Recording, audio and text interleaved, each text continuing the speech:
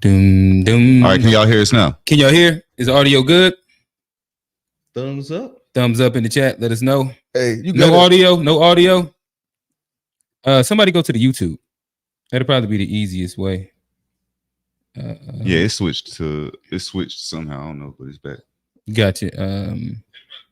Yeah. All right, we good. All right, We good. We back. Hey, chat, y'all unresponsive. Hey, no, y'all told us to no. All right, there you go. They probably couldn't hear the us. thing is, you gotta. They correct. It's a blessing. It's a blessing just to have them to be able to tell us we don't have. For real. We could have did 3 hours of show. Yeah. Now, do y'all remember them early days we record a whole 2-hour show and then find out hey, it's no sound on it? Yeah. I was hurt that day, bro. I was yeah. I was sick, but hey, let me rewind. Welcome back to the 2B Fair Show. I am your host, Johnny P. Oh, here, real. It's Q. And we back. We got Alvin Lamar in the building with us. I'll go ahead and let you reintroduce yourself. What's up, world?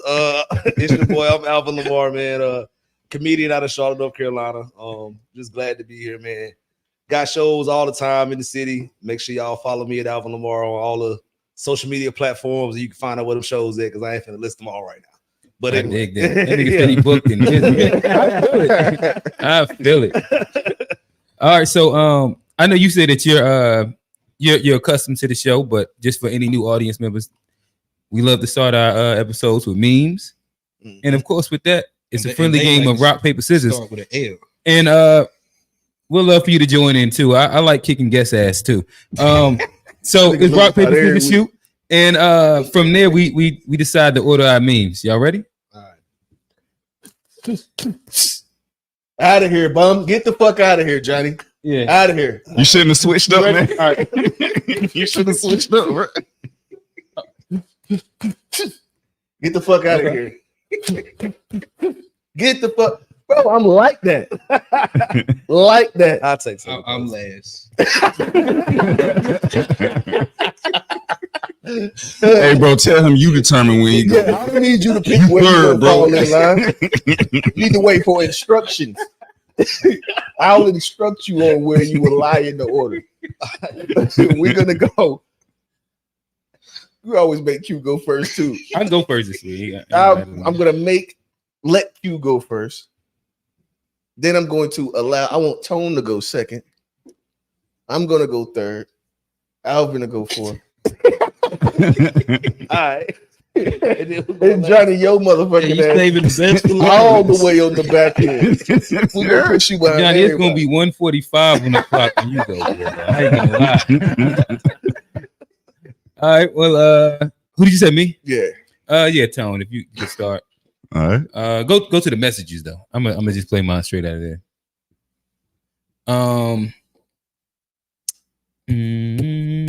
And it's you. Let's start with Cam. Cam might be a good. No. Let's start even funnier. I know that we're gonna talk about. No, I ain't even gonna go that route. I'll put it like this. I think that this was funny. A lot of times we talk about police brutality, and if you could you click that the top one right there, the man in the blue shirt? I thought that this was like a form of reparations of sorts. He must have got his ass whooped.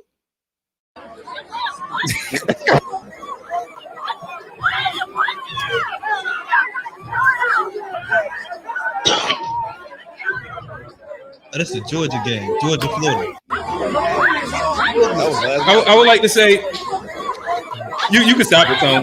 We ain't got to keep watching. Hey, that black dude definitely got fired. But he was doing that for the ancestors. Listen, I ain't used to this happening inside an all white occasion. Yeah, that nigga. Them motherfuckers was putting hands on old white man head. He's gonna be pushing paperwork for the next few months. He was losing for four hands. Right. All right, so I'm gonna use that to go ahead and go to the next one, if you can. Bro, y'all got everything open on here. All you gonna do is stay to the one we right, at. Go down to Cam Newton. Go down one more. I think this would be a good launch of a conversation. Congrats to Giselle and her boyfriend Joaquin. They were fully expecting their first child. This was her jiu-jitsu trainer. And Brady took it to the Grammy. My man might be in a little feelings, man, seeing the sunset. Cause it's the little honey done rolled off on him, man. So all kings all around. This is a global public service announcement. Hear ye. I gotta make this known, well known. You're telling me the most iconic football player to ever walk the planet, you mean to tell me that he loses his girl to a jiu-jitsu instructor? No. Giselle said, bet. Don't worry about it. I can find you and somebody else. Matter of fact, I'm gonna find somebody that's gonna court me. Uh-huh. That's gonna make me feel like a lady. And gonna teach me how to karate chop a motherfucker too. I mean, damn. But I'm like, the man, the myth, the legend, Tom Brady, he got female issues like this. She done left with his trainer. I'm saying, damn, if Brady, who has the resume of a god, not granted, I don't want to have any type of blasphemic sayings, but damn, it don't get higher than Brady.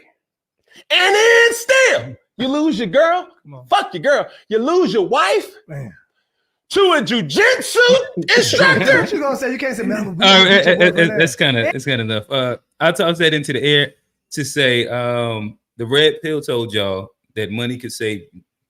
Clearly it can't. Shit. Fellas, I'd love for y'all to react. Well, I mean, the milkman been busting down for generations. Hey, you know what I thought about? They can treat women like shit, and then Milkman been busting down. Tom Brady wouldn't retire. You know what I thought about? Y'all remember the meat man? No, the man that used to pull up in the hood with the meats on the back of the dump, with the freezer on the truck. Y'all don't see that. Y'all that was easy without. The meat man, it was. But that's also what I was like. The meat man was dropping fly in the hood. I don't know about that. The ones that pulled up with us, it was like it was the back of a pickup truck, and he was pretty much just going house to house. Had a freezer on the back. They ain't even come to my neighborhood. It was at the bar. Nah, you ain't supposed to buy meat off of. See, Johnny, you don't know nothing about this, bro. You don't know nothing about this. What I'm talking about right now. No, the meat man used to come, and he didn't come like weekly or nothing like that. Oh, see, when I lived in the hood, he used to come like it was probably maybe every 2 weeks. Get that big ass bag of chicken nuggets, and he got the little steak, and that was when the meat man came. You was eating shit that was like outside of the general. You know what I mean?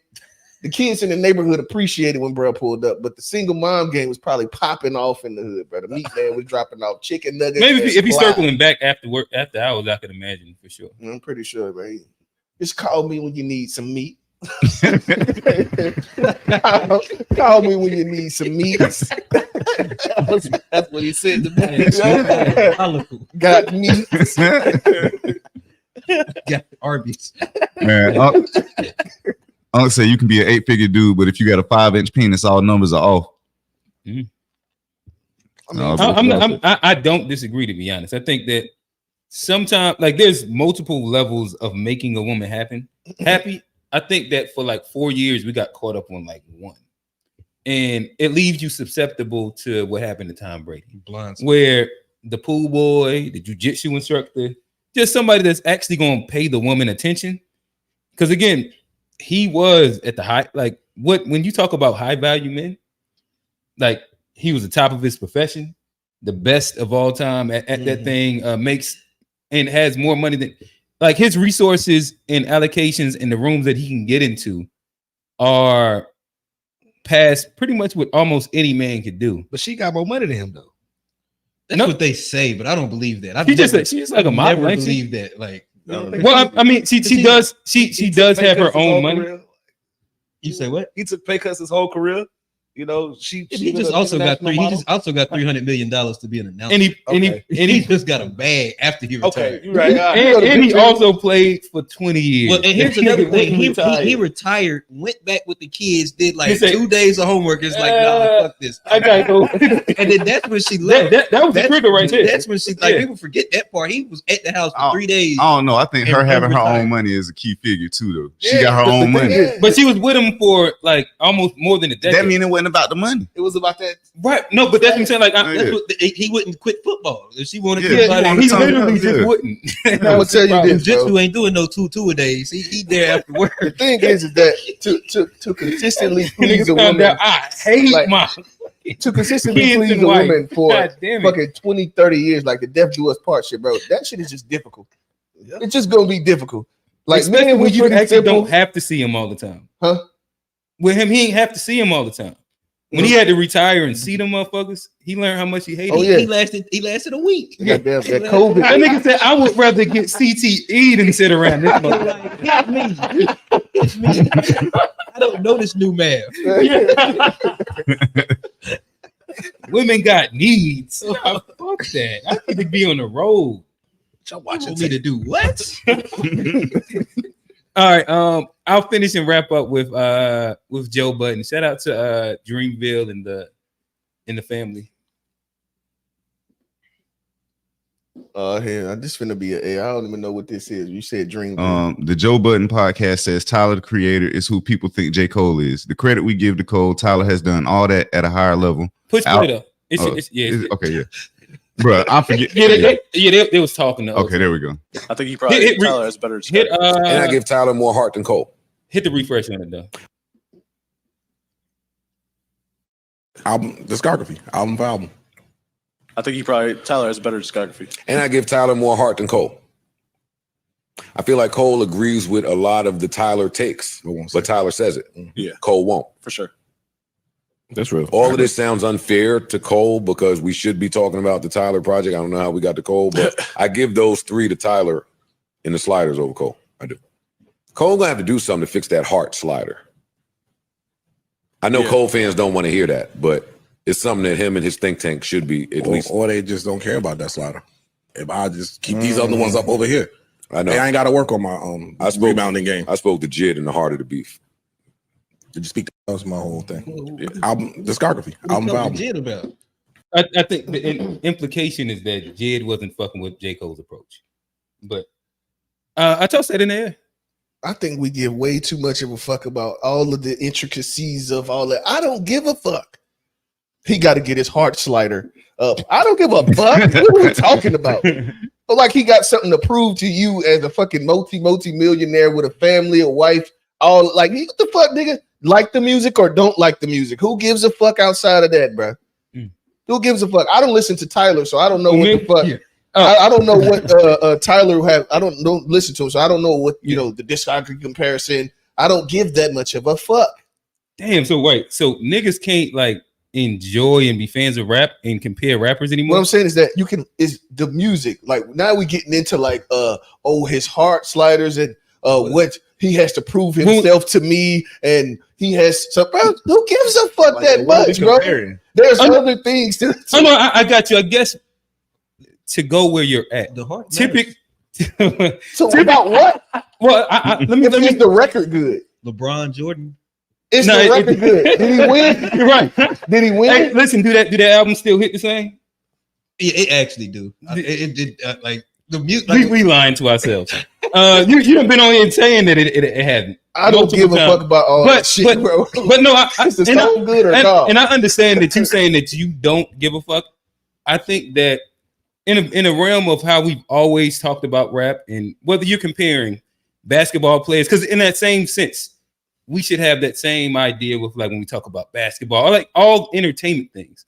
I think we like to talk about entertaining things because it has nothing to do with real life, but it allows ourselves to have like a debate and a conversation about just nothingness, right? I think sports is a little bit more direct. Like you're only playing against somebody the entire time. It's the level of competitiveness. It's a win and a loss, right? It's like but that's it's not even up for debate. It's not even up for debate. It's not how you feel. How many points did he have comparative to you? Not like, does this base feel this way? And how that's they actually emotionally feel about a thing. That's the LeBron argument. But what I'm saying like is that the LeBron argument is only based on subjectivity. But it's more emotion. It's all emotion when it comes down to like who was winning the Drake Kendrick. That's all based in your. That's what makes it. But it's so that's what makes the motherfucker lost or the motherfucker won. That's clear. But that's boring though. Right. That is. But then again, like what you're saying is hypocritical. Being a LeBron is the GOAT fan, because most of it is like well, the eras was different, so I feel like this don't look the best. Like that's all based in subjectivity and emotion. But to what the point of, let me just get it like half. But you call me a hypocrite just so that. So right, go ahead. So the thing is just that you know as well that I could give a fuck less about that too. Like, okay, I don't care about. So it's like. All right, so now we know that you don't give a fuck. Have a conversation. So for all the niggas that give a fuck, I think maybe we could talk about it too. Though. Like, dude. Oh yeah, y'all can talk about it. I just think my opinion first. I just don't give that much of a fuck. So now right, y'all cool. And so I guess nonetheless, I thought it was a good conversation. But where Rel is at, is it okay to like be a fan and debate sports and music? Yeah, you're supposed to. That's what I thought. But it's I mean, it's certain times where where like you say, in sports you want to lose, and that's just kind of how it is. You know who the GOAT is in sports. Who is the GOAT? That's LeBron. No, I got you. So let's stay there really quickly.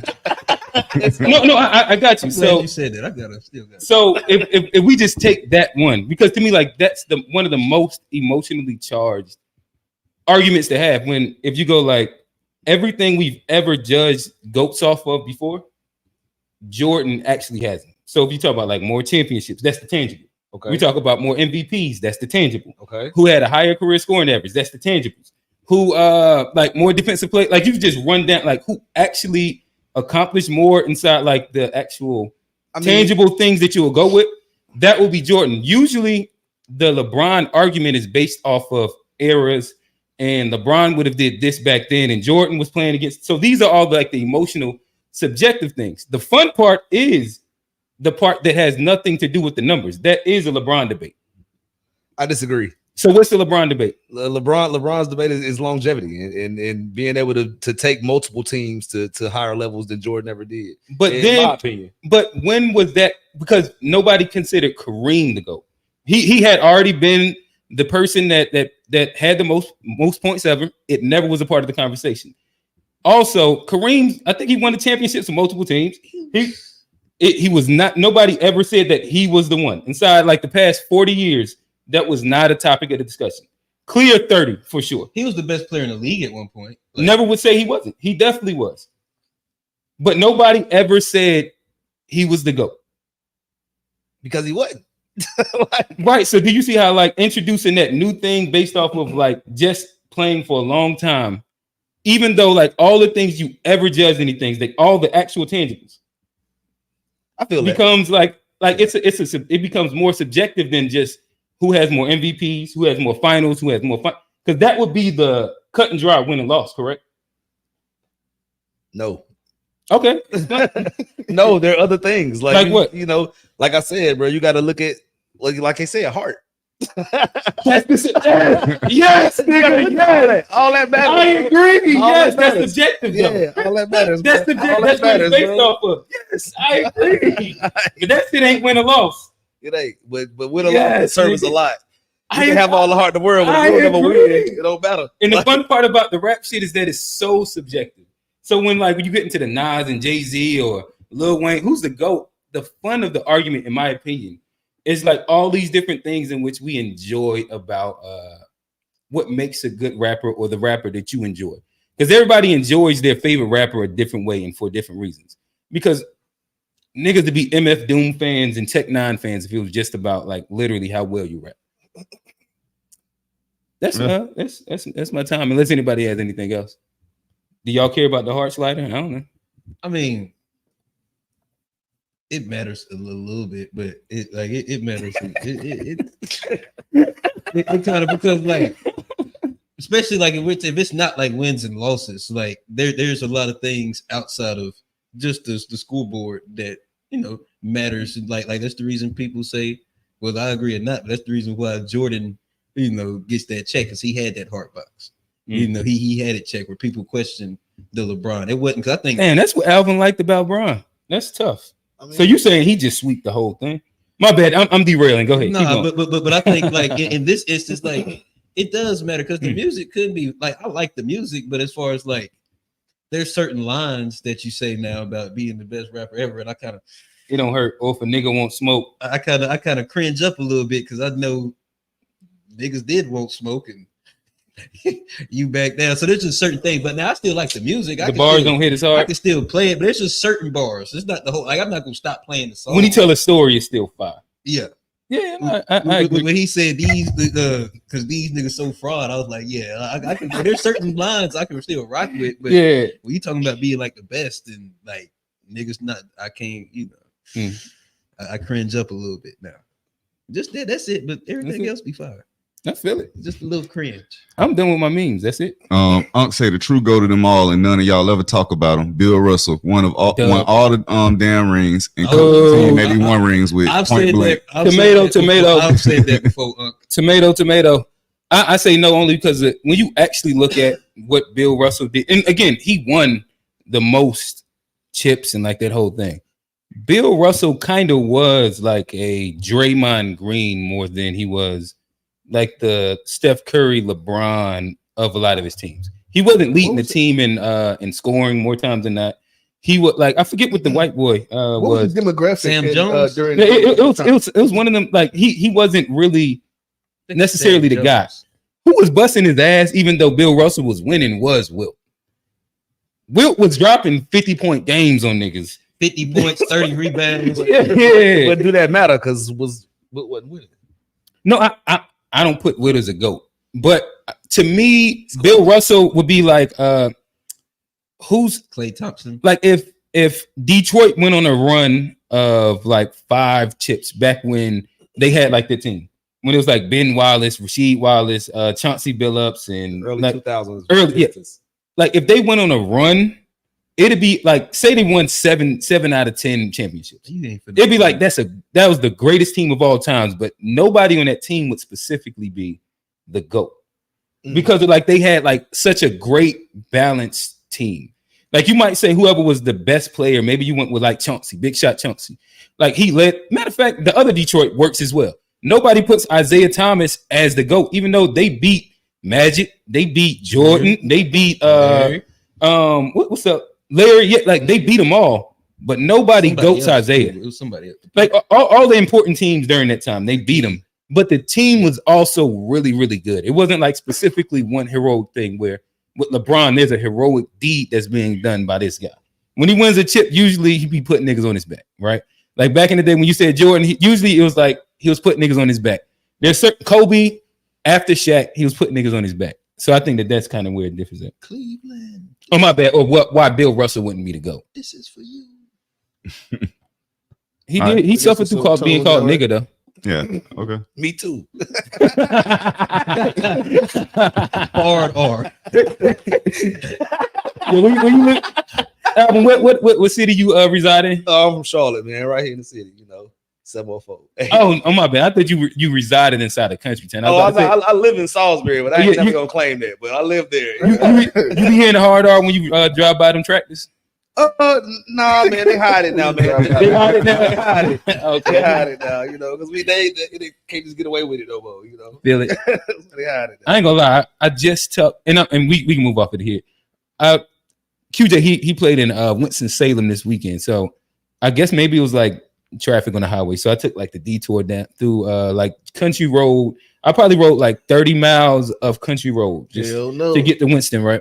And what was funny is just like seeing as soon as you like in Charlotte, all you see is Walls and Kamala. Just driving them streets, boy, it's Trump City. Niggas be having like Trump. I mean, Davies County is for Trump. Yeah, that's like it'd be like whole like I was like, damn, this is the reality check of what rural North Carolina looks like. Them boys holding on to that electoral college, boy. They got to come through for. Yeah, that's what they hide it at. They write it on the back of their Trump sign. That's what they hide it. The brim of the MAGA hat. Nigga. Got to always see it. Got to start knocking some MAGA hats off. Piece of paper under it right here. This nigga on my mind. I ain't got a whole lot today. I'm gonna start off with something. It was goofy. It was funny to me though. Women tell me all the time, men think with their penises. It's like, oh, okay, I have two brains. Yeah, a little backup brain. So I'm smarter than you because I have a brain up here and a brain in my penis. Yeah, women can only think with their heads. Seems kind of limiting. Yeah. Men can switch. We can think with our penis and our heads. Where my penis on a woman would be, they have a hole there. So there's no way there can be a brain in that hole area. No. I've done some inspecting. There's no brains in there. There's like a cave. There's no knowledge coming out of that cave. Women tell me all the time. I enjoy this. This is funny right here, bro. It's that time. No, it is. That was great. Okay. Let me go to this one real quick. Know if y'all remember these times. My mommy would like 2 packs of Marlboro Reds. These ones? No, up, over one more. Those ones. Okay. Anything else I can get for you? A 6-pack of Miller Lite, and she would like to rent Sleepless in Seattle if it's in stock. Wait a minute. Is your mom in the car? No, her and my current stepdad are in the bedroom with our new camcorder they got from Sears. Damn. What? Wait, hold on. Did you walk here from your house? Hell no. I need $4 and 21, 22, 23, 24 cents on pump 2. Mom said just stay on the back roads. Okay, I will let you get this stuff now. Okay, but your mommy wrote a bad check in this gas station last week. I need you to tell her she's got to come down here and fix that. Okay? She knows. That's why she sent me. My mommy. Yeah. Snitched the whole thing. Yeah, that's how I was in the 90s, though. Yeah, I don't know if y'all remember that. I definitely had to go. My mom ain't smoke cigarettes, but I had to go to the store, spend them food stamps to go get different stuff. And I remember when the people that worked at the grocery store smoked cigarettes. They did the middle of the aisle smoking cigarettes by the bread and shit. Hey, do y'all just when smoking cigarettes was such a like normal thing. They used to smoke in restaurants. You know, smoking section and not smoking section. Like I forgot. Like they used to like you would go and get some food. And they'd be smoking inside. That's the it was like and see, y'all they didn't like have barriers either. It was just like this is where the smokers is going to sit at. Yeah. And if you ain't smoking, just go over there, bro. I like it ain't that. I remember I lit up a Black and Mild and Waffle House like when I was 18. I was like, that right there sounds so wild to me now. Yeah, it does. I went to one place ever. I'm like old enough to where it was in Atlanta. And they still let you smoke in the bar. So I've only did that like one time, but I didn't even smoke like that. But I was like, I'm about to smoke. Y'all don't remember? Y'all don't remember when the bowling alley on North Tryon used to let you smoke in there? I remember that. That shit used to turn up. Yeah, that was when shit used to turn. Bro. I went there at the prom. Like smoking weed and cigarettes. Cigarettes back in the day. Niggas was getting turned off of cigarettes. No, I'm just talking about the atmosphere. Time period. Okay. That motherfucker used to pop off at the bowling alley back then, bro. They didn't need no fog machines in that motherfucker. I used to think the motherfucking smoking section was cool as hell because, like, back in the day, my parents didn't smoke, so we'd always like it seemed like it was always darker.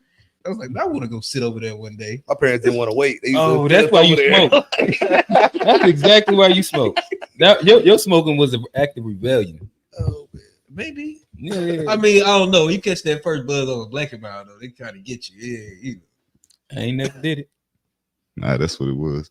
Damn it, do this real quick. Well, you said that you at 18 you did that. Yeah. You had to. That was your but it was because I was in the Waffle House. They was about to cut that, they was about to shut it down, and I was like, man, I want to smoke in a restaurant before they shut it down. So okay. That sounds like some tone shit. And they ain't smoking the cigarettes. Just gotta do this one. You're supposed to abolish me. Yeah, YOLO. Real quick, you know, when you're 18, you know your milestones. You wanting to do different shit. Okay, check this out. This was something interesting I saw. The old ways of doing things. That's how they open refrigerators. I ain't know that. They had a whole spinning device in the fridge. I don't know so what much better back we then. had. Hell no. That's like the And that's the can opener. Yeah, bro. That's that can That's opener. cool. You know that actually fire. Hold on, you can take out the whole oven? Bro, we really downgraded. Bro, ain't nobody doing that today. Hell no. And you didn't have to spin the light bulb in, you just put it in? Would have loved to just put it in. Just put it in. That's pretty cool. But what happened to innovation in appliances? I don't need an LCD screen. I need this. They were really built not to break. Why did they stop making stuff like this? So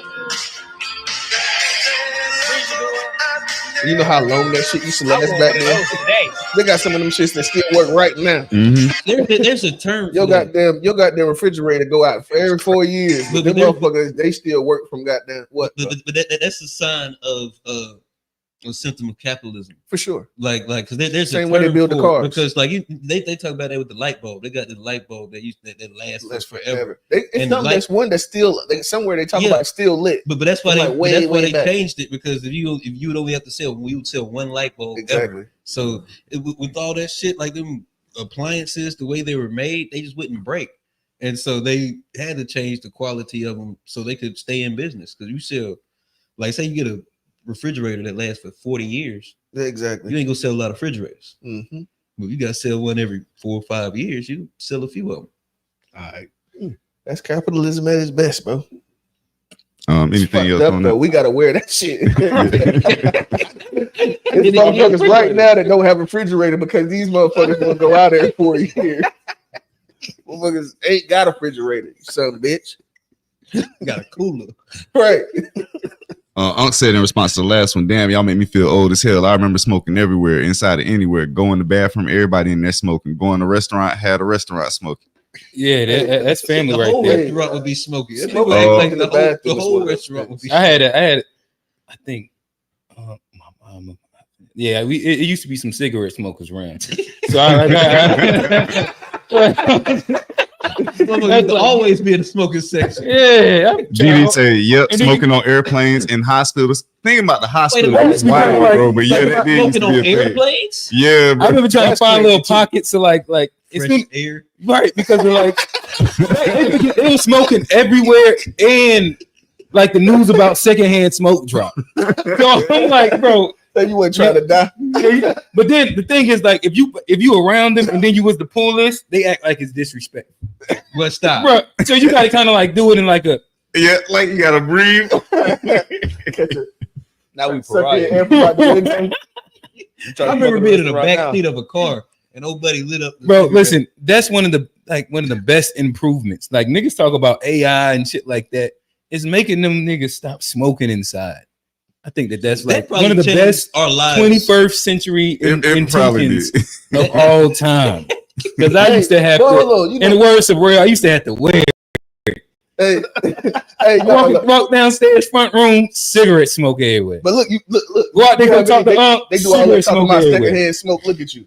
Look at you me. Play basketball every goddamn day. Healthy than a motherfucker. Right. Secondhand smoke. Oh, you don't think that? Look at all the niggas in the hood, bro. We all bro would have been 6'6" without secondhand smoke. Right. Nigga forgot to talk. I be getting tired. Survive like nigga survive, but are you flourishing? Nigga, this is our advocate for smoking with cigarettes right here. Tell them why they should smoke, Jim. That's what I'm doing. That's what I'm doing. Tell them how you survive, bro. Let's run them out right now, Jim. Let's see what happens. I'm cool, bro. Hey, we might even get a No, when I was in the military, I used to smoke right before running 2-3 miles and then come back. And I ain't advocating for smoking. I'm just saying. Insane. We used to like literally. But that's because you was young. When you young, you could smoke cigarettes and play ball. Go to the truthfully. Hey, for the record, I smoke cigarettes and play ball right now. Just not good. Damn, we got 2 advocates in here. I'm not an advocate. I want to advocate. 3. Nah, fuck that. I quit. Nigga probably gonna tell that lie. Like this nigga just asked me for y'all like last week. One fucking cigarette, bro. Hey, keep my business off. You know how motherfucker got 72 hours in talking about some. Yeah, I used to. Yeah, I've been sober for. And nigga talk about you used to, motherfucker. Got his 1 year chill. He ain't even got that. Yeah. Oh my god. 48 hours. I had one bad day, and nigga would never let you live it down. True. One bad day. Nick, never mind. I ain't gonna shit on niggas. I'm away. I'm gonna end on this real quick and I'm out. Tell me what that is. The faster you're moving, the more you're in fear, and the more you're in fear, the more you're thinking about yourself, and the more you're thinking about yourself, the less compassion and kindness you have for others.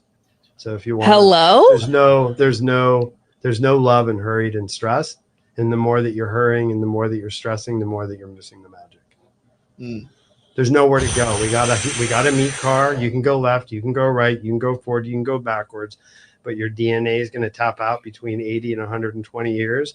And while you're here on Earth in this body, you got nowhere to go. Chill out and fucking love your moments. Tell me what that is. Yeah, but I got bills to pay and shit. That shit sounded good. I got kids to take care of and shit. Yeah, but stressing over it. No, I'm just joking, but that's joking all I with was thinking serious. I get it. I mean, get what but you were saying. Yeah, but I think who was it? D Wade's son. You see the speech he gave about like enjoying the traffic? Because I mean, you only got. When you say son, I was about to ask the same Literally question. exactly Which one? what the fuck. Hey, everybody, We was all thinking it, bro.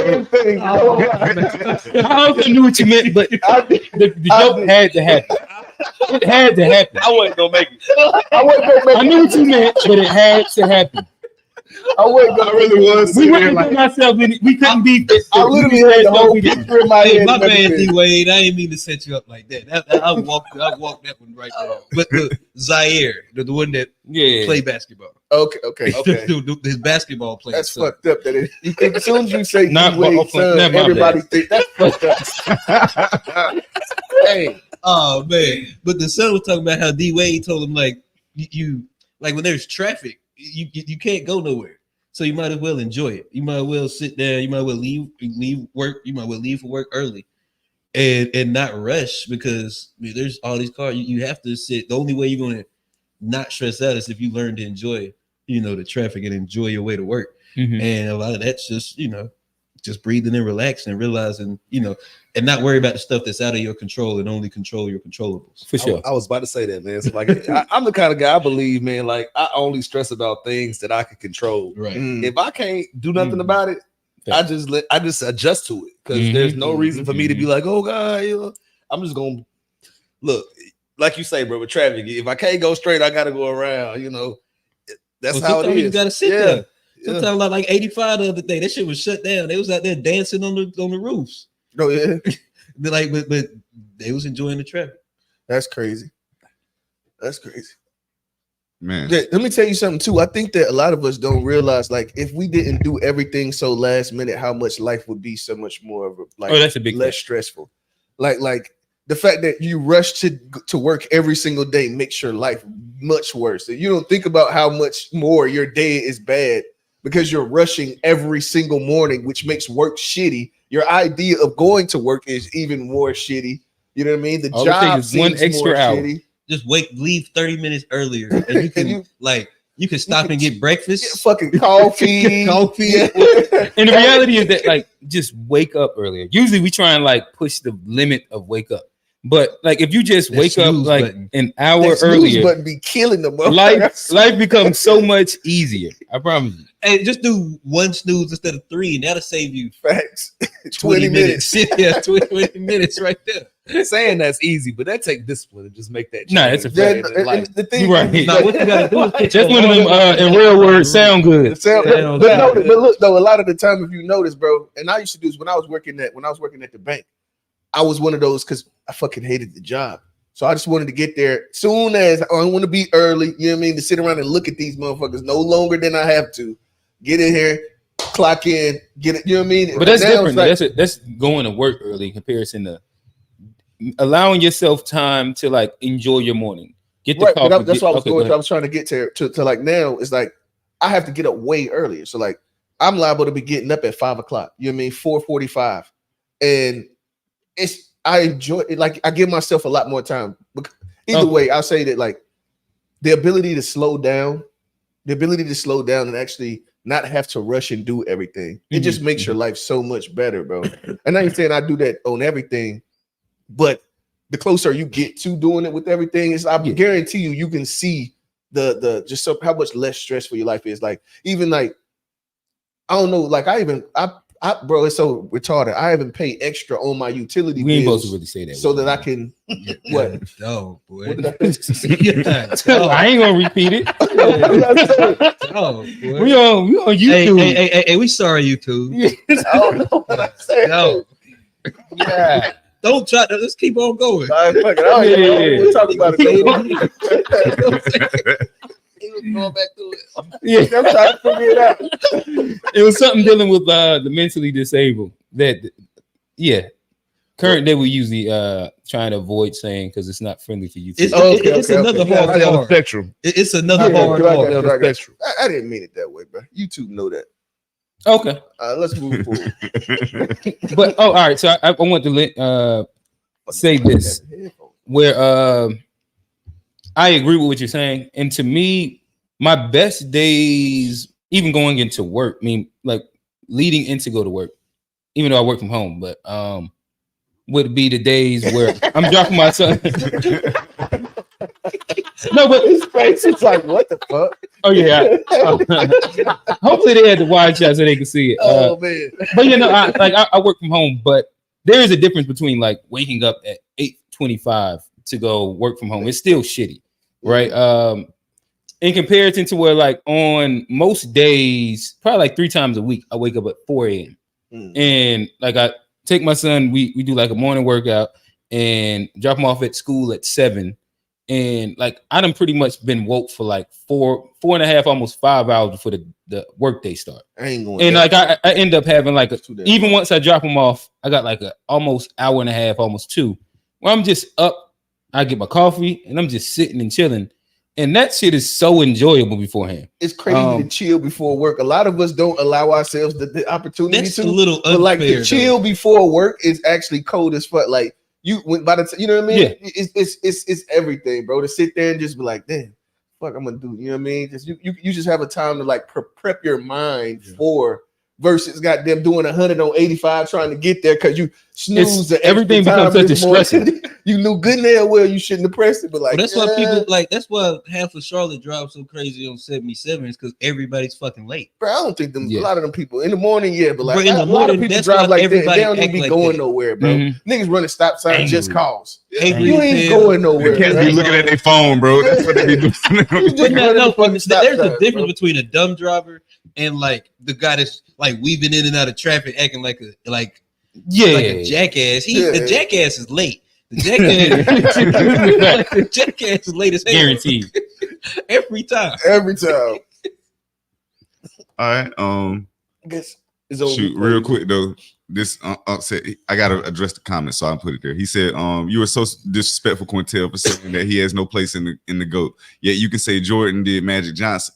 Yet you can say Jordan did. Magic Johnson was a better player than Jordan, just more competitive. I don't know where you would like. How would you measure Magic Johnson being a better player? Hold on. Then he said you normally stand on the fence with all situations, but when you find something that he loves, he steals the ball, makes his own goal, and makes his own score. No, but I don't think any like if it was a fence sitter. Right. I would say I would really think that on on To Be Fair show, I'm a fence sitter at all. Unpack is my job to be a fence sitter. I think here I'm usually like arguing to a fault a point. But look at Bill Russell's averages when he was winning, and he was playing. I'm about to pull out the out my pocket. I'm gonna pull out the LeBron argument. No, quick. don't Will. Bro, He you was got a show coming up. He was what you call it? Call y'all about to do the basketball show. Oh, that's cool, but I'm still finish what I'm saying. You got to make the To Be Fair show. We had 25 minutes of basketball. Don't do that shit no more. Don't talk about this shit no more. All that sounds good, but I'm gonna still make this point. I'm gonna pull out my LeBron argument really quickly and place it right here, where Bill Russell also was going against a 80%, no, it was like 90% white league, plumbers and firefighters, where they actually literally were employed and had second jobs. This was not like the exaggeration. Electricians. Yeah, I ain't rolling. And you wasn't dominating like Will. You can't be going against like the 6'2" white man and being a 7-footer, averaging 16 points a game. That's just my point. And with that, we can go to our next meme. Oh yeah, Unc say, nephew, I've known you your whole life, so you can pull out all kind of numbers. I can pull out numbers that you can't remember about yourself. So let it go. What is? I pull them out. I don't even know what that. Pull them out. Means. Yeah, pull them out. I just pull out my fence sitting numbers. I don't fucking know what does that even mean. Then he said, "My bad, nephews. I won't do it again." LOL. Oh no, I would love it. I want to know what my fence sitting numbers is. That's I don't know. Say roll the tape. Yeah, I don't even know what that statement could say, possibly mean. Don't do that shit no more. You said what? Real say, don't do that shit no more. What's that mean? Oh yeah. Yeah, but we good to go. All right. Let's see. Real up next, right? I didn't know Unc loved Bill Russell like that. That's hilarious. Oh yeah, go ahead and click young boy right there. He to go to getting called nigga in the Boston Garden. That's Them niggas ran down on him while winning championship and was complicit. I love Bill Russell though. I'm acting like I don't like the nigga. This guy here, man. Yeah, go ahead. Eli, I'm gonna get $5. Huh? I'm gonna get $5. I did back to you.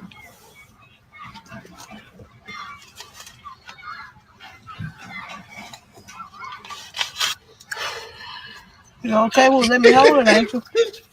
Yeah. Thank you. You're welcome. Last little money I had. Last little money you had. that ain't no little boy. That's not a little He is built weird. That's That's not a child. he like 25. Oh, really? Yeah. I wouldn't even try. That ain't why I shared. I just thought, even if you take it as if he's a little boy, but it's just. I mean, he said that's my last little $5. No kid is saying that. That's a grown person saying. But no, My last little $5. That's I a guess- grown person. That's actually his little $5. Look at y'all, man. Owe me $15. I ain't even see Hold y'all. on. He say, "White, how you spend $20?" Y'all done missed the whole thing. I'm sorry, bro. You gotta watch this joke. Eli, I'm gonna get $5. Huh? I'm gonna get $5. I did back to you.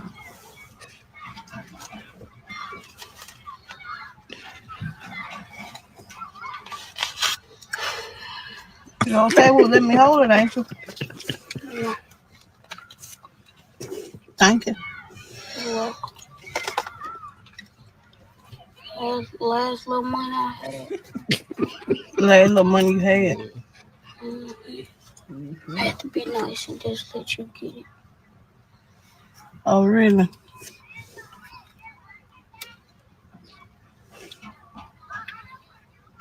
Oh, okay.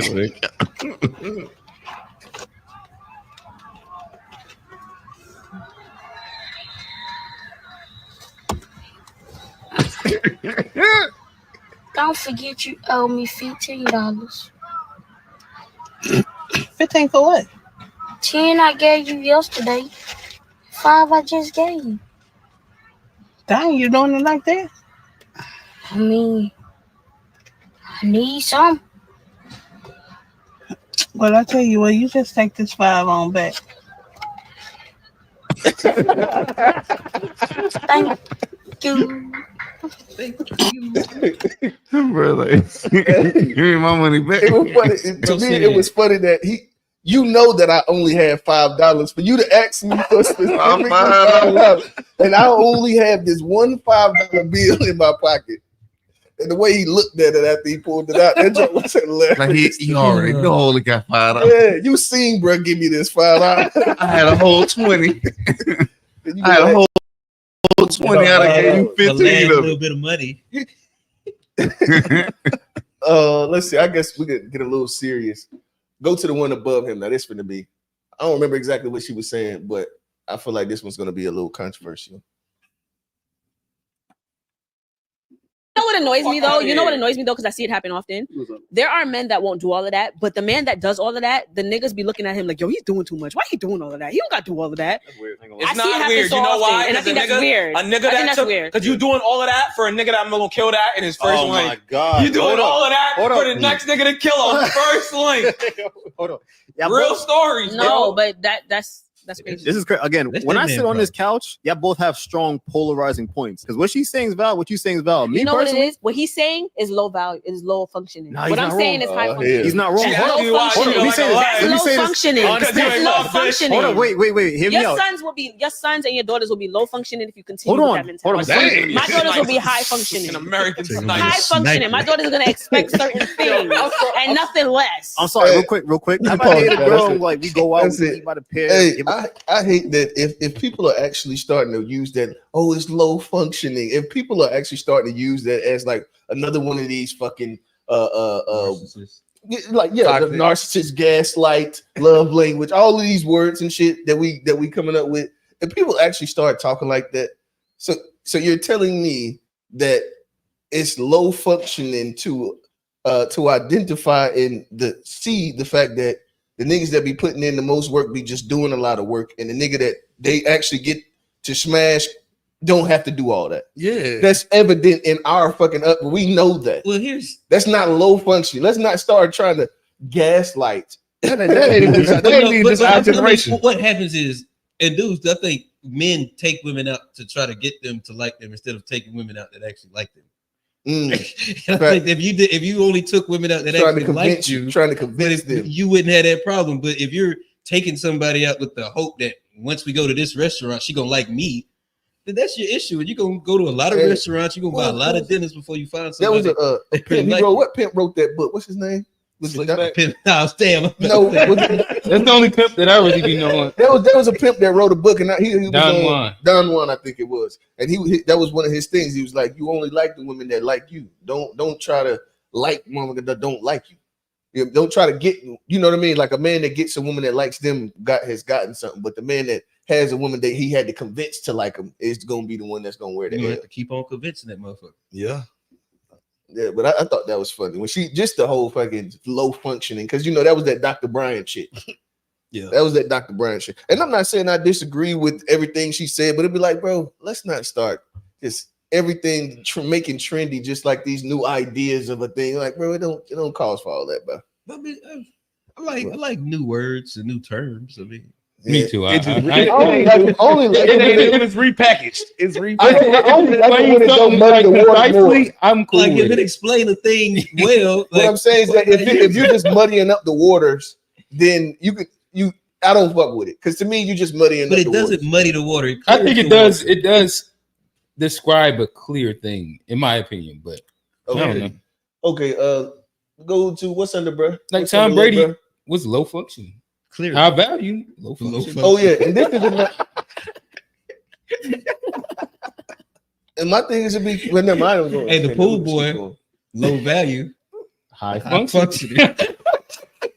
And then but see, if y'all just making a joke, nigga real mad. Go ahead. Mad. And just going into what y'all was saying is that it's only going to be high functioning because he just had the time. That don't make him high functioning because this nigga clean pools and he comes to your house and cleans the fucking pool. He just happy to be there. It's not.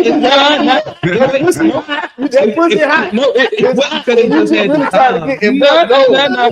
easy to have the time because Tom Brady was retired. He had the time, but he didn't want to be. He retired. want to be there. So it's about the wound. It's not about the time. I mean, it's also a lot of niggas that have the time and don't understand how to actually make a woman like them.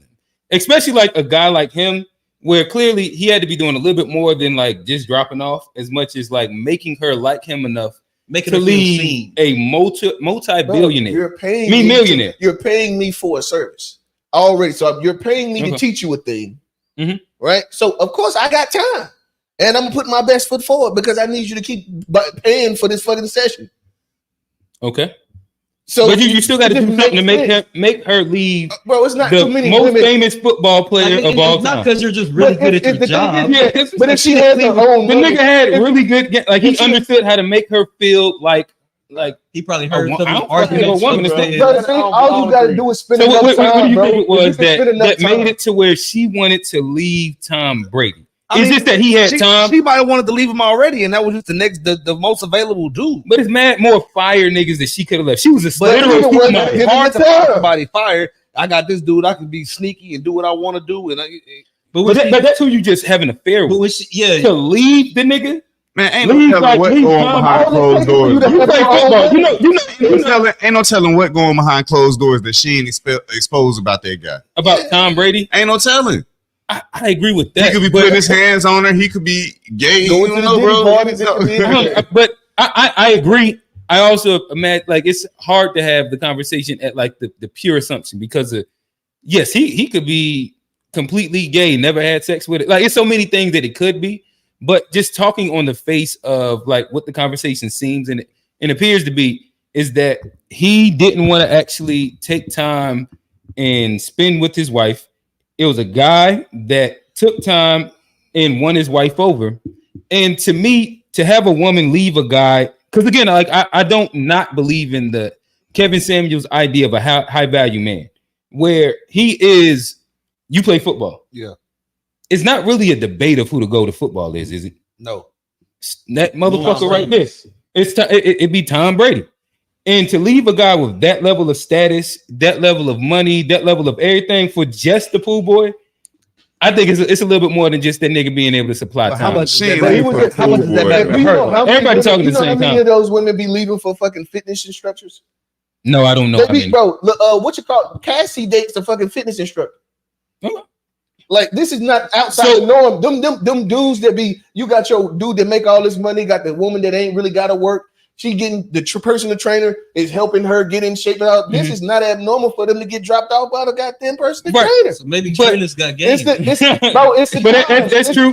But also Cassie was single because of I think the new game. And we saw the video.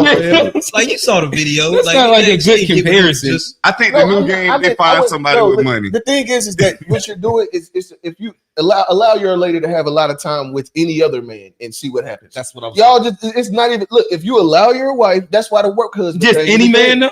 That's why the work husband. I think it's a nigga with game. It's a nigga that understands how to make her feel the way. A nigga with a position. The same thing happens in the military. The goddamn privates get dropped off. That's married get dropped off by the sergeant. Like it's the position of power, or the manager right. I agree that. That's the easy or the one. nigga that just gonna spend enough time and sit and listen enough. Right, but that's why the nigga that ain't got a job can drop off your old lady. Right, but these are different things though. Time on his hands. But those are different things. Fucking the nigga that ain't got a job or is a private XYZ is different than leaving for that guy. That's the point But that that's I'm making. because she has her own money. So it doesn't make that right there doesn't even matter. That's what I was about to say. That's the real game right there. Her own bread. That's the real game. Willing to leave. What they doing is they gonna find some dude that got the bread or whatever to put them in the position every time. Stay there for a minute. Go ahead and deal with the stuff. Let them abuse you because you can use that later on. Just be a good listener. Yeah, notes. you can use that later on. Doggone, let them abuse you. See, you can't be slapping on the wood though. You gotta lay the wood and be a good listener. You ain't gotta have a damn job. Right. I get what y'all saying. I think that y'all are missing the important part of like the nigga actually has to have game. Nah, also. bro, you just gotta be there. If you talk, that's it. You just gotta be there. I don't know why niggas be. They could have been a lot of places and they got laid. That's what I'm saying. That's a crazy take to me. Niggas have been a lot of places and ain't get laid. Oh, if you around, niggas gotta be that long enough, bro. You just gotta be that long enough. I ain't in the club 3 o'clock. I got it. Yeah, it don't take that much. You got about. That's a take. I think it is help with having good game. Sometimes game is just take off the next day. That's it. Just take off the next day. They do what? Well, sometimes game is not saying the wrong thing. Sometimes. Oh no, I agree with that. Sometimes game is just shutting the fuck up long enough. Just listening. But all of them, it be a lot of females that be having affairs, but don't lead that main guy. Yeah, that's because if her bread ain't right, if her bread, she got to get her bread right first. Usually, if we talk multi-million, they gonna cash out on the divorce anyway. Like they're more incentivized to actually. That's what I'm saying. And then they go get with the guy they really want to get with. Like, cause it ain't about money no more. We really love each other. I wonder did she like him? Like, you say, the fitness instructor. You know how y'all earlier was saying like the women that like you. I wondered did she like him or was it how that worked? Yeah, I think that she gotta like him. I think she was physically attracted to him, and like whatever the thing that he did to make her really feel like he dropped. He hit the But I don't time think roll, bro. It was the time. It was the time. I guess I don't think so. Only cause like she was a That supermodel. boy- She gets that boy propositioned by so many guys. I don't even think that it's probably the first time she cheated on Tom Brady specifically. Yeah, but It was somebody that actually ran enough game for enough time to actually get her to the decap time. for the nigga. So, bro. I'm saying you sit. No, I'm just saying you can have time, but be just. Somebody get it. Yeah, you can be. Of course, there are some niggas that ain't got no jobs. That just Well, Tom greed. Brady a dumbass for letting her have the trader for that long anyway. Like Come on, bro. Unsupervised. Trade these things out here 3 months. Yeah, That's funny. You talk down Be now. like, hey, bro, I'm my woman got much. I my need woman you got in to here. change jobs once a year, bro. Hey, y'all put that work on them shit. She got to get a new job every Hey, so year. you've been there 13 months. What's going on? What the fuck is you doing? Where he at? What's going on? You trying to advance?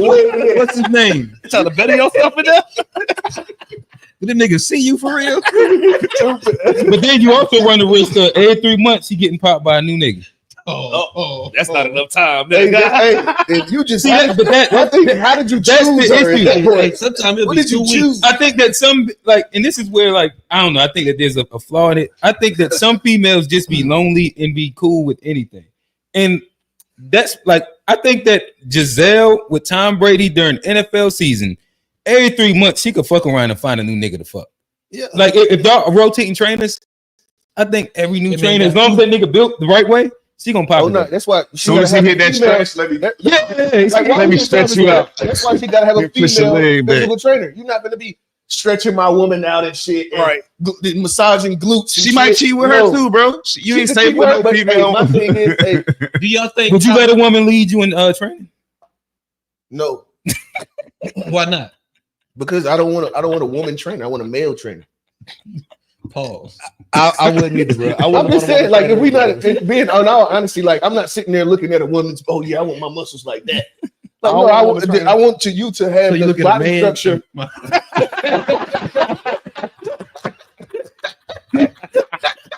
Man, fuck y'all, bro. How are you? I don't want no woman trainer either, bro. I wouldn't go. Nah. But As long as I can see the results of what she has done, I really wouldn't care. I think it's just being knowledgeable of a thing. Like I'm gonna end up trying to, we together all the time. We working out. It's gonna happen, bro. I'm gonna try. Yeah, like I'm telling you, bro. The it's so best easy way to to, make sure you you know. don't cheat is to put yourself in the situations.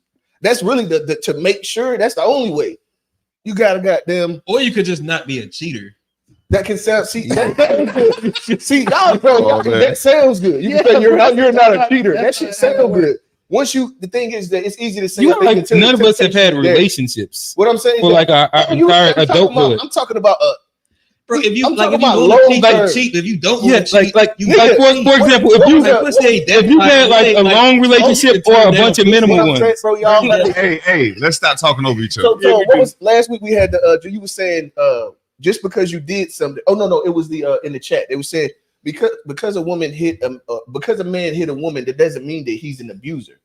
That means that it happened. I mean, he's abused someone. That doesn't mean he's an abuser because that's an actual lifestyle thing, right? Okay. So a man that cheats on a woman doesn't mean that he's a cheater. If you are a consistent dude that this is just what you're gonna do, then you're a cheater. What I'm saying is, nigga, if you don't think that you can be a dude that's never cheated in your life and you allow yourself to be in a situation where the shit could happen, then if you don't believe that can happen, nigga, then you are living this for real life, bro. But if you have cheated before, you decided I don't want to be that no more, then it don't matter what situation, you're not going to cheat. I mean, it's not that easy, man. If you push yourself bro, if you don't want to cheat, Or just if you've like been in situations where you could have cheated and decided not to cheat. It's not bro. that hard. Okay, well, talk to them.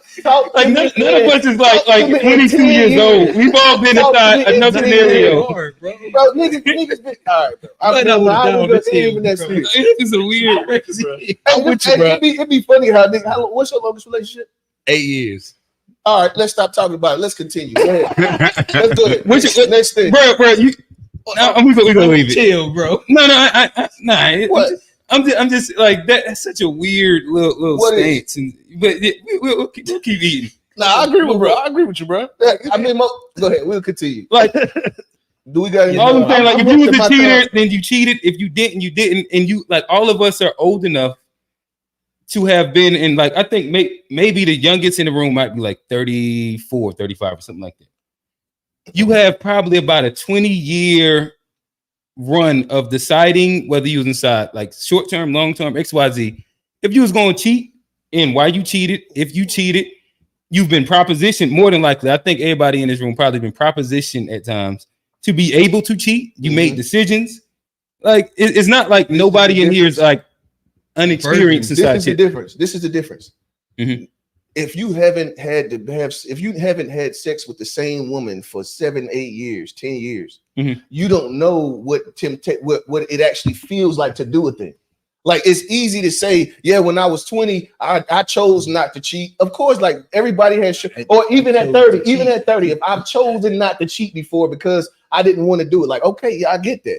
And that's kudos to you. But there's different levels to the shit. If you're talking about choosing the same woman over and over and not cheating for 10, 20 years versus what y'all talking about, like there's this levels to the shit. Yeah, what like I'm 4 saying. or 5 years or anything like that, it doesn't matter. But 10 years will. But then it's like that's just an appeal of like seniority. Where then I guess the nigga at 20 years will be like, y'all niggas don't know shit. Like that's such a simple concept. You don't think that it gets harder the longer it probably get easier. Like if you're more committed. I think it depends on what your wants and needs as a person is. I don't even think that this is like a general thing. I think some people have the propensity to want to cheat. Some people have the propensity to be okay with whatever this is. I disagree. You think that everybody wants to cheat? Everybody has the capacity to cheat. Bro. Exactly. The world we live in today, you know how easy it is to. I would never with a DM. I would never say that like everybody doesn't have the capacity. I'm not making that argument. Not everybody's gonna make that choice though. It's not like everybody. What I'm saying, a lot of people that's not. You have to give yourself some time to. You'll humanize it after a while. That's the thing. Like when we talk about things, even I don't think it's unhumanized. I don't look at nobody wrong if they do cheat either. What I'm saying is that once you lived and had to make the decision over and over and over, and you actually like end up in a situation where you're like, oh shit, nah, I could have fucked up. Then you'll be like, oh nigga, it's easy for you to fuck around. I agree with it. Let me make sure it's learned behavior over time. Like you'll be like, oh shit. Watching this. I hope not even. You said hope my girl? Oh, my girl ain't. Oh shit. Hey baby. But I don't think that all dudes in here. So you said you better change your ass up. I don't think that anything that you said goes against any point that's being made there. Okay. I think that everybody has a consistent choice, and just depending on and I don't think that it's an easy choice every time. Just fiction depicting reality. I think I don't know if y'all watch like Bel Air, but I watched like the new season, like the new one. Yeah, I just watched the new season. Doing coke for too long. Nah, he ain't doing coke no more. Carlton was in rehab. That's the craziest thing. He ain't doing coke. He just got out of rehab in this season. But nah, like like one of the things they depicted though with this season or whatever, they kind of went into like Viv and Phil's marriage or whatever, and like infidelity, dealing with those type issues and everything. And like I think this was kind of fiction depicting reality for real. There's a lot of stuff married couples go through that don't nobody know they go through. Big facts. They don't talk about. It's a lot of secrets that married couples have. Like we don't have no idea that this happened, and that they really be having these conversations. Like in their case, they was both talking about opening up their marriage because they both had something missing. They didn't end up doing it, but I was glad they didn't because I was like, man, if they about to have Uncle Phil and Aunt Viv swinging, I'm done, bro. They end up doing that, but like, you know, just the fact that they had that conversation and what was going on, it was like, okay, it just kind of opened up to me that actually might be going on in marriages. Hey, ladies, y'all hear this? So understand that the longer you stay with a man, he gonna eventually cheat on you. Whoa, that wasn't what I was saying. Wait, that ain't what y'all saying? No, I just said it's harder. Definitely not. Oh, it's just hard. And then on top of that, on top of that, I wasn't just talking about the men. This was talking about Viv cheating too. Women. Oh, for sure. So my man, you gotta watch this one. No, you definitely gotta watch it. What was that? That's Joe's argument. To be fair, wait a minute. I'm only saying what y'all's arguing. That's that Trey shit right there. So what you saying is that's the only thing that y'all was arguing. I was like, hey, niggas could possibly not cheat. I was like, hey, nah. Eventually, that's gonna drop something off. I'm not waiting. It's hard to. I'm trying to throw niggas grace right now. Hey, I hey. was trying to have y'all back. Nigga, no, you wasn't. Nigga. Oh man, Niggas standing up like, nah, nigga gone. I was like, bro, you want to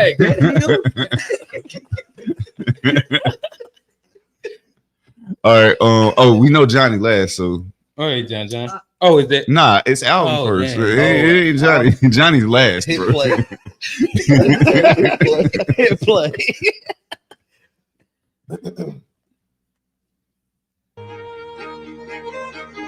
Man, this is a commercial. I was trying to get y'all to come to a show. Oh no. Oh no. Okay. The vet that Let's see. What was this one? Hold up. What's this? Fire. Air. like Captain Planet. Long ago, the foreign water. The run. I sent y'all that. I'll be doing some shit. We might be trying to go to Johnny. Yeah, we're gonna go to I told you this, bro. See, I wasn't gonna that was real set you up, bro. So like, yeah, he got some in here. Hey, It's all good. It's all good. Before we rescheduled, he told me that he had sent some. Yeah, but I didn't think that's what it was, though. Yeah. You were silent when you said that one right there, boy. I probably meant to send that to somebody else. Whatever. Go ahead. Hey, give me that first one right there. Which one? The football player? Yeah, the football player. Yeah. They look like a Panther fan. Yeah, he's sad. That's Great the T centers in the building, I gotta talk man. to you anyway. Good to bring them up, that dub back. You know what I'm saying? We appreciate the love. We appreciate the energy, man. Keep pounding, man. Keep pounding. Keep pounding. Yeah. Shout out to the young. Hey, shout out to the city. We finally back in that Got W another column, bro. It's been a minute. But I gotta ask my man something right here. I seen it on your page. Oh, here we go. I seen them boys on there, man. What's up? All right. What's up? What's going on, man? Hey, why you gotta do it? He just lost a few hours ago. No. You know what? I made a conscious decision. I wasn't gonna watch the game today. But you know, who they playing? The Ravens or something? The Falcons. Yeah, but you know, y'all lost to the Falcons. It's a down year for us, man. But we'll be back. We'll be back. Y'all gonna make the playoffs this year? We gonna beat the Panthers on December 15th. No, you're not. Hey, we on a winning streak. A 1-game winning streak, but it's a streak. All right, we ain't gonna talk too loud. I gotta check the stats. Maybe Bryce Young, he might be finally over his lady leaving him for that basketball player in Philly. Yeah, Tyrese Maxey. He's recovered. He is also 5'9", 175. So hopefully he's gotten like the little shoes that help him grow a little bit so he can see over the defense. Plus, he's actually put on a little weight to where he can. We're saying something. I heard that he been bulking, so Hey, you so know possibly. what's so funny? Oh my bad. Cam Newton's tall and Bryce Young is short. So I guess I know that you are trans tall. So you're trans 6'4", 6'5". How do you identify? I'm 5'4". What you mean? And proud. You know what I'm saying? He showing you how to do it, Joe. Right, bro. What you talking about? Trans 6'4". Yeah, he said he was. I tell y'all niggas to look up to me. Tell him, no, you tell him, look me. You tell him, look me in my eye. What you mean? Say, don't look at my head. Look me in the eye. Look me in the eye. Oh, hey, bro, what's the joke? The joke you be telling all the time? What you say? The woman asked me. The woman asked me. Oh man, bro, So I got this thing. I don't know how, bro. I don't know what it is, but I think I'm a short man. And you know, I'm kind of hefty too. I'm a husky dude. I get confused for a stud a lot. Oh, bro, I swear to God, bro. Hey, I do got another. Hey, when he told that joke the first time, I thought that shit was so hilarious, bro. It's not even a joke, bro. It's the truth, bro. It happened to me at the mall, bro. This chick walked up on me, bro, and I think she was trying to slide, but like, she ain't know. When I turned around, like, she wasn't interested no more, and I was like, dang, it made me feel a type of way. God. Dang, that shit was hilarious. But it's cool though, you know. What do you call things that's hefty? Nah, fuck you. I didn't want to say thick, so I said healthy. You know what I'm saying? Rail dropped the G word. Oh no, we're not using that. GG. Man, what mean? Oh yeah, never mind. Oh yeah, I'm waiting till y'all get done. But yeah, you can scroll up. Next one. He had to use the latrine. Oh well. Go Panthers, baby. Yeah. Go. Hey, Shador Sanders, maybe. How hard is it to? I wouldn't be mad at Shador Sanders. I heard he going. Everybody hates the Cowboys. I don't care about sport either. But it seems like every time the Cowboys lose, that's all over. They have social the media. most obnoxious fans. That's not true though, bro. Because I didn't come here talking about my team or nothing like that. I didn't say nothing, but like I think you got it all over your page. I think that is true. I think what it is, bro. I think, and you got the slave masters college in your hat too. We was so good, winning all those championships in a row. Alabama. That people just hated us. Like same way people hate the Patriots. It's the same feeling. They succeeded longer though. The Patriots actually been winning though. They succeeded a lot more. We had a 10-year stretch where we was a good solid team, and when we win like 12 games a year most of the time. Now, not this year, but most of the time. Y'all just had a three-year stretch in the 90s. How many playoff games? Hold on. I wasn't trying to have a whole nother sports. I was just trying to feel it. Real hate sports. You heard this You did good. You get told back behind the damn what you call it, bro. That's how he's back now. He's back. Real ain't rolling with no sports talk. Y'all better get up off of that, boy. He was like, hey, let me get the next one. I think this was pretty. Oh man, pretty. But this one right here, Bryce Young. Hey, people got to watch. Oh damn, that's fucked up. Language is pretty steep. Respectfully, I don't know what I said, but mind your business. Respectfully, because I'm going to my son. So you got some more children. Understand little with my son. I'm minding my business. No, you're not. You spoke to me. So mind your business. I ain't speak to you. Mind your business. Is he black or white right now? Go right now. Where you want to go? Talk about it. Is he black? Yeah. You asked, so let's go. Remember you asked. I didn't say that. He asked, right? Okay. Oh, buddy said you want to step outside and get boxing gloves calm down, but you asked me, right? You know how audacious you have to be to say, let's step outside to a man wearing boxing gloves around his neck? Leisurely, people never check our own. I don't know if you noticed this pattern. It's literally just people of color. We're literally just checking people of color. I never see this level of accountability from white to white. Why is that? Also, I got a big problem with your wife who immediately tried to simmer down the black dude instead of her husband who, I don't know, verbally accosted this man who was not interacting with him. Check your husband. The call is coming from inside the house. The speed at which you opened your phone back up to, I don't know, stare at the weather app when he decided, okay, let's do it. Why do we feel our need to like step in for any time a person of color does something we're not doing in that moment? It's just such a strange thing because I never see us do this to our own community. I never see us check our own community. It's consistently us doing it to others. And then when the call is answered, oh, what happened? You might have been flying Delta, but you almost ended up a Spirit. White people, just mind your business. Cost nothing. I never hear this from white to white. No, that's a good one. Cause buddy was a boxer. Like he tagged like a legit boxer. Why would you say like I don't think people, not even just white people, you would go outside. I don't think people be thinking, bro. Like buddy would have broke you in half. That's why he picked up his phone so quick. But oh shit, let me check Fox News or something. Next week, get on this Fox News that fucking my ass. He probably had Trump written, a nigga written up under his head.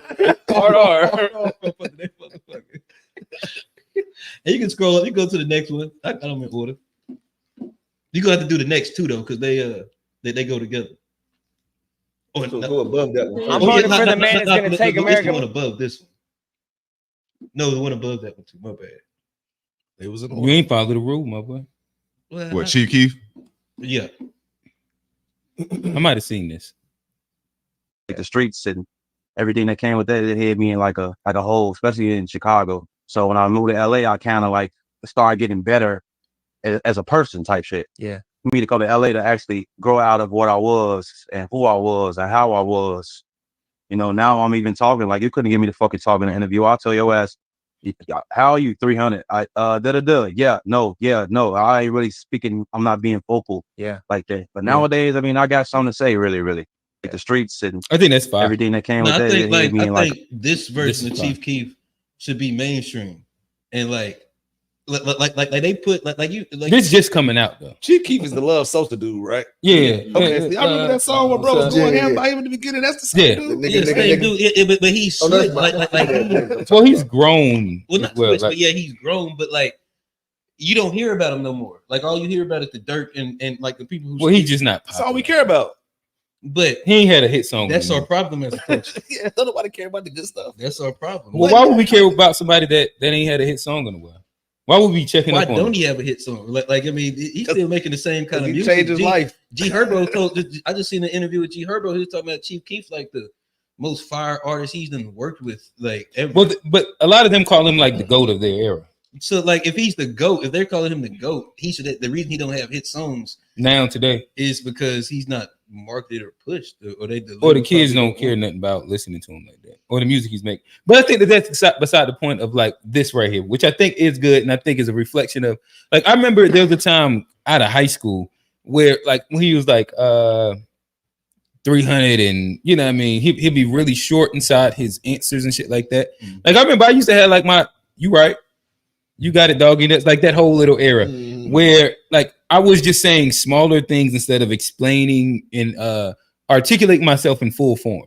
And which I think a piece of that does end up being, well, I think that one, we grew up in a culture, like I graduated 05, where speaking a lot and articulating yourself wasn't necessarily popular.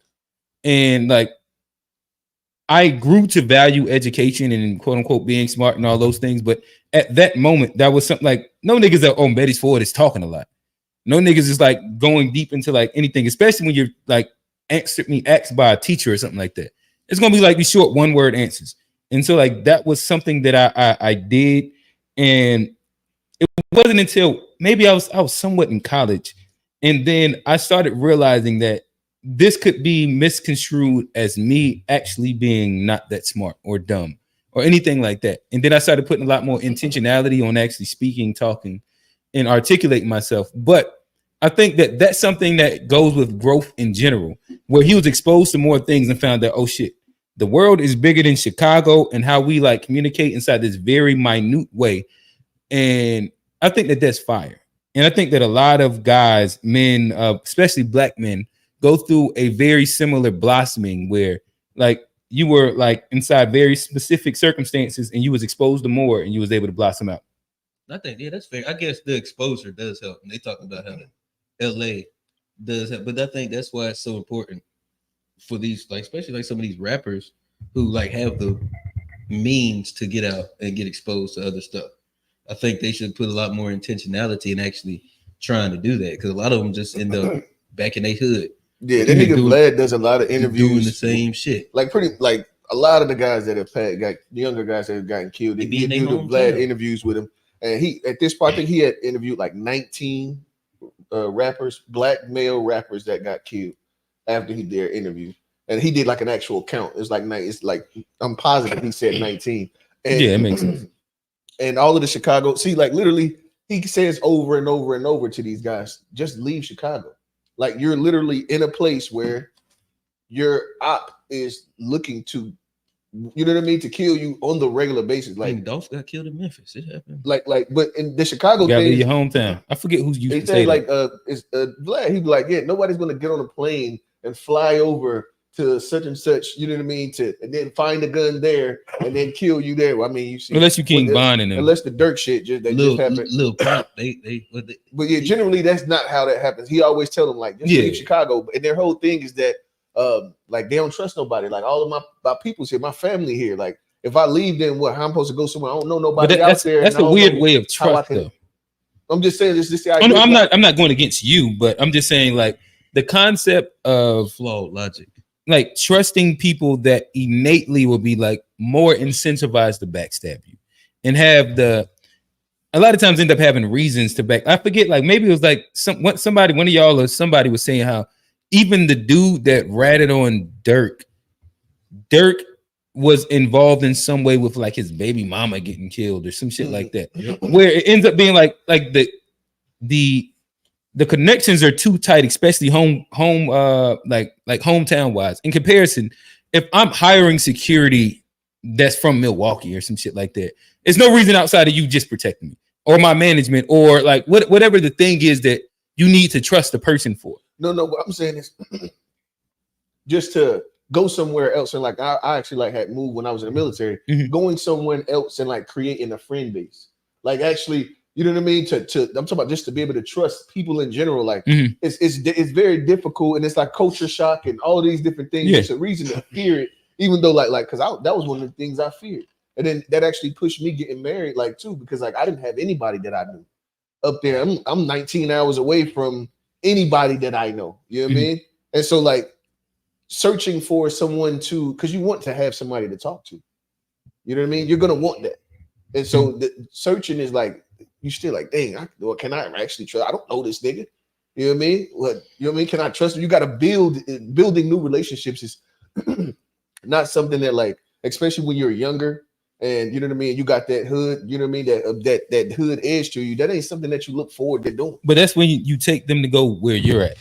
And that still should be like reserved to a very select few. Like these instead of niggas- like getting like 30 niggas from your hometown in your hood to come out to LA and be around you. Like them niggas aren't thirsty for a spot, money, or a reason to make, a quick flip. Or it could be just connected to somebody that's connected to somebody and that's gonna pay them to do the shit. In comparison, like I get if it's like 2 or 3 of your friends or whatever, but I still don't think that that's like a rationale I'm to not stay in saying your that they're hometown right. or like hoard a bunch of people from your hometown around you, because it just never has been successful. I'm not saying that it is the right answer, which that's the same thing Vlad argues with them. It's like, bro, you need to leave, just go. And he always uses Chief Keef as an actual example of the nigga who was like the GOAT and the star of this whole drill shit. And he he left and he's still alive. And he's like literally like he is the one. That's the blueprint though. You know what I mean? But the rest of them under him, behind him is like, they look at it like, yeah, but I just can't leave my people. You know what I mean? I'm just saying that's. But you can help your mentality. people from afar. I think that like Yeah. there's certain things that kind I'm not validating. I'm not trying to like. I'm not arguing with you specifically. This is like you made a point, and I'm just talking against the point. Okay. You said that that's what Vlad said. XYZ. I completely understand that. I'm just saying that the other side of that conversation would just be like, there's a point where you have to realize, like, if you are quote unquote, I don't know, maybe the nigga called himself like the hood savior or some shit like that. There's a point where eventually it's not smart to be that person that's worth that much and still walk through them same spots where people need to be saved in. Because eventually, like, you end up being that ticket. And like there's a part where help your people. I'm all for like, don't just be from wherever you're from and just abandon your people, but there's a right and wrong way to go about it. And I think that a lot of times we end up going the wrong route, and it's in the guise of being quote unquote like real, or like I can still walk down my neighborhood block and shit like that. But I don't think that whether you can or can't, like that's not the space in which you're quote unquote helping your people. And I think another one is like, you're not gonna be able to save all 30 of them, but like if you want to get out, take 1 or 2, and like y'all go and transfer it over, and y'all build the infrastructure out, and then they can take 1 or 2, then they can get another 1 or 2, and then they can get another 1 or 2, and that's that's the blueprint. But like if you don't ever leave, none of them gonna leave. Like if you're the big dog, if you the breadwinner and you don't leave, it ain't never gonna get better for nobody there. Like if you're the one, who else gonna do it? Yeah. Who else gonna like? Who else? And you don't want to go around a bunch of impoverished people, because I mean, again, we all know crime is not innate to a group of like a group of people outside of like opportunity, like socioeconomically distraught people. Crime happens inside low socioeconomics, no matter the race, creed, color, XYZ. So like if you take that, those could be your people, but like all these people have a reason, and that's not like saying or demonizing inside in any way. That's just the way it works. But Alvin, I'll let you kind of finish us on this conversation. Oh man, I ain't even really got nothing on this, man. I'm like, I was I just wanted to leave you with the last word. I know we all kind of threw all out. I was quiet for a reason over here. Okay, gotcha. Hey, Tone. Let play the last 2 above Keith just back to back, and then I'm done. You said above Keith? Bro, oh, okay. Chief Keef. Above Chief Keef. Not you want these right here? No, above it. Above. Okay, I had to make sure. Yeah, those 2. Any particular order? Either way, you can start with Biden, but these are last two presidents, last 8 years of presidency. But I'm serious. These are the kind of guys you like to smack in the ass. You like to smack What? in the ass. Y'all But I'm crazy. serious. Now These play are the kind Trump. of guys you Hey, like play to Trump. smack in the ass. You like to smack in the ass. But I'm his face. Did y'all see Joe Biden wife dressed as a panda? Nah. Yeah, she dressed as a panda for Halloween. If you know, you know. That's weird. Look at this motherfucker. You got the slide. It's 2 slides. What was that? Bro. What's going on? What are we doing, bro? What's going on? That's our last 8 years of leadership. That's crazy, bro. Bro. I don't know what the fuck's going on. Hey, you was fair. That was crazy. See how I did that? Yeah. Y'all know who I'm voting for. Man, listen, it's been a wild week. And maybe this segues a little bit into your topic. I agree. Where we had Trump bring Tony Hinchcliffe out and make the wildest roast jokes possible. They gave all the fuel to it. You got Kamala. She brought out Cardi B without no teleprompter. She brought out Cardi B, Beyonce, and then she had Glorilla perform TGIF. Like, oh wow, like she did the whole gambit too. But I mean, Trump he that same rally he did bring out Hulk Hogan. Like enough is enough, brother. Yeah.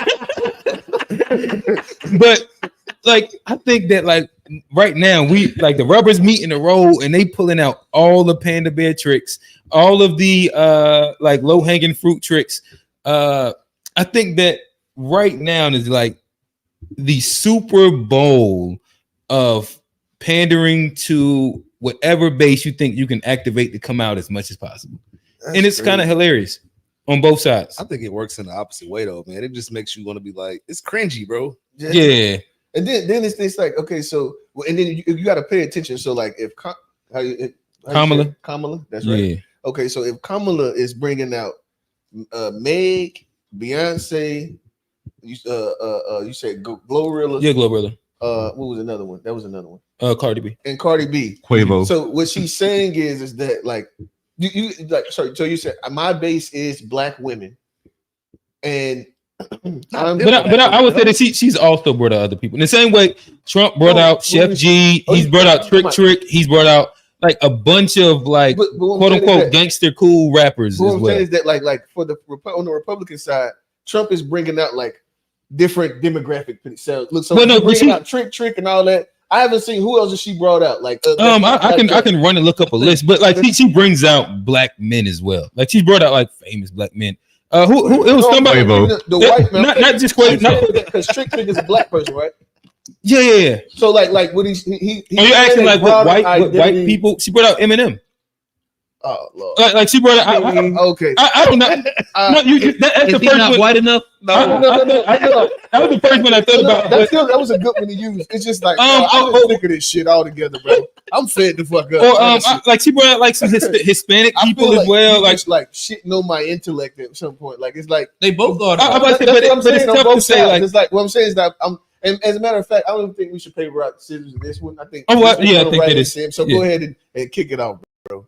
Oh, you want my? We're gonna roll into. Yeah, let's just roll into it. He said he letting you go first this time, I'm letting bro. you go You get to go first, bro. I just got the best topic. Like, hey, if that's what you want to go with, and I know the people in the comments. Like, if you look at the comments, they've been waiting on it too. Yeah, so I mean, like, we need to just go ahead and jump into it. Well, like Tuesday, the 5th is coming up.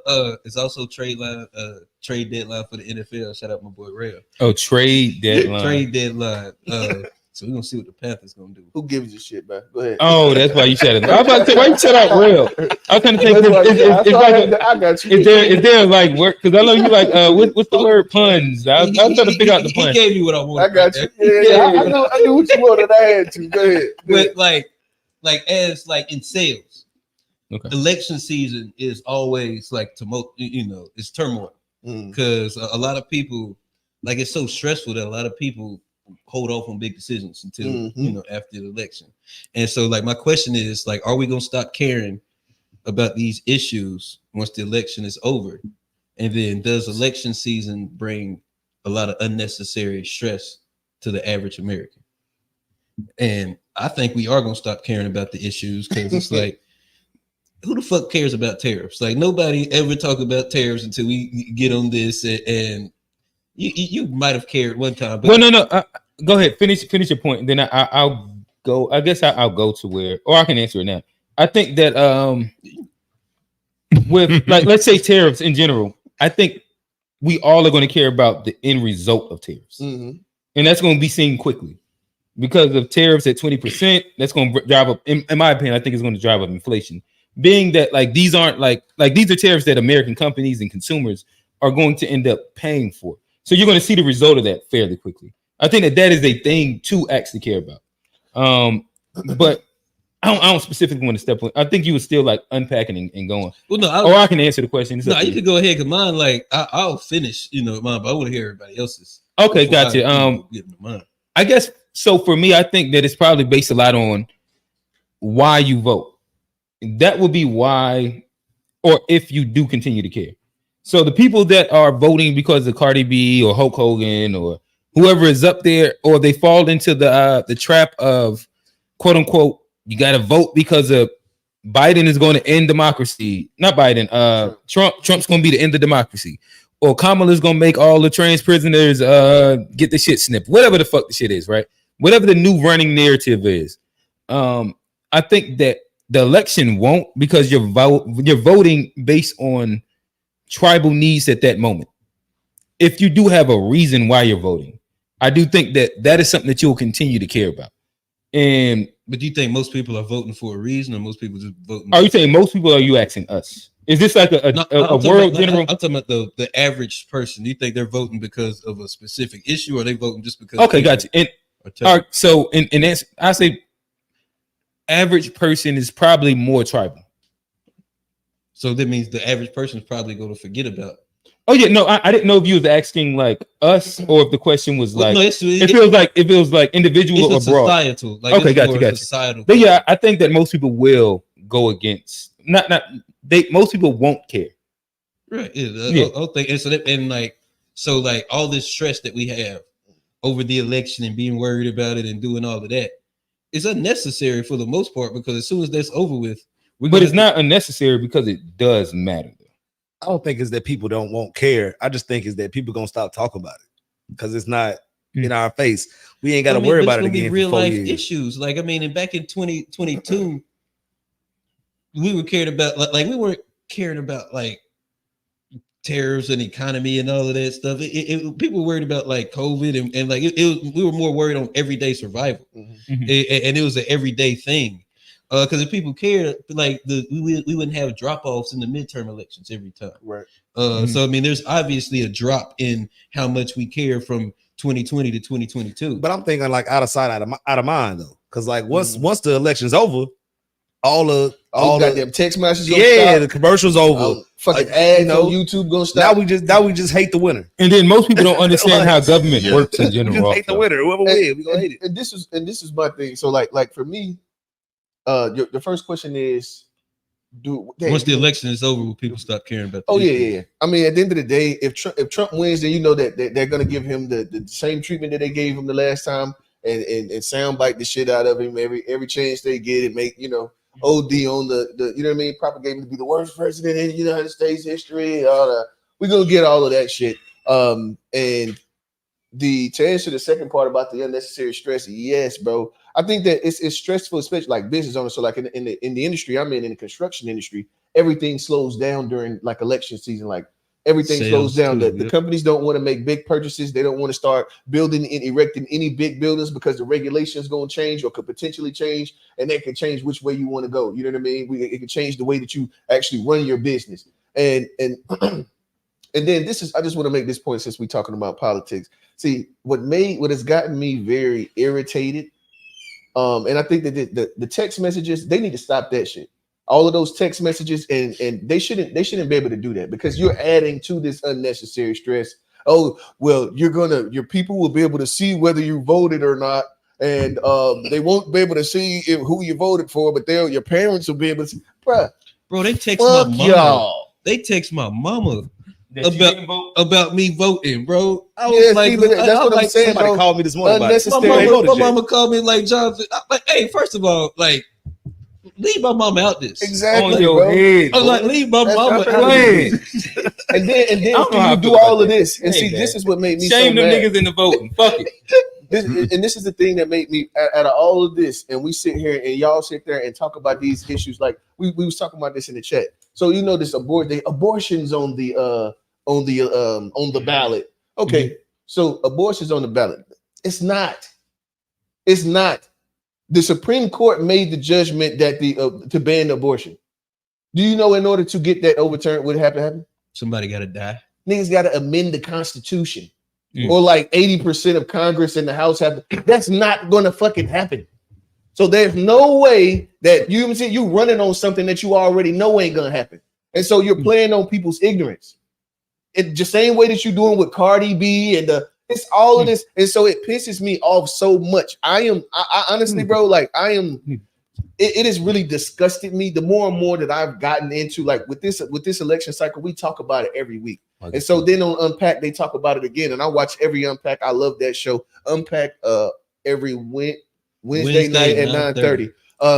I watched every single one of them, and they unpack the immigration. They unpack, you know what I mean? They went and like did real good research and had real good conversations. And the more and more I sit and listen, and then go and listen to what they're saying, listen to everybody talk about it, and then go and listen to the news or listen to the Dems or listen to the Republicans.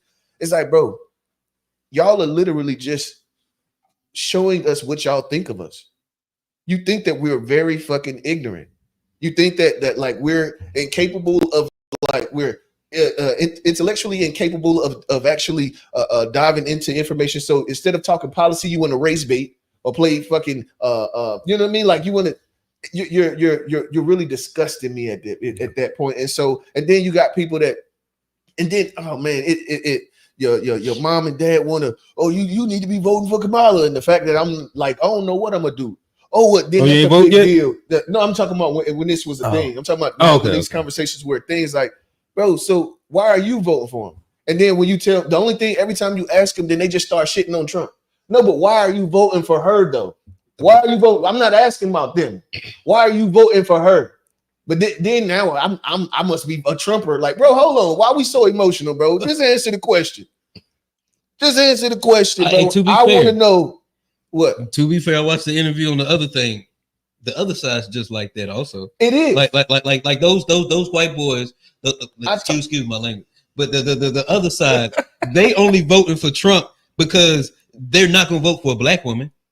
Like if you look at it, like if you ask them policies, you ask them why they not voting. They don't have no policy. They just, and that's what I'm saying. They playing on both sides are playing on the ignorance. They think we're ignorant and we're showing them that we are. But let me just remember what last week or the week before I said I was talking to that older white man. He was like, "You voting for Trump, aren't you?" I was like, "Yes, sir." You know what I mean? I don't care to have a conversation. When I don't care to have a conversation, I just go ahead and give you what you need so we can just move on. I ain't really got to talk to you. So, you know what I mean? And man told me that, yeah, because Biden denied my VA policy.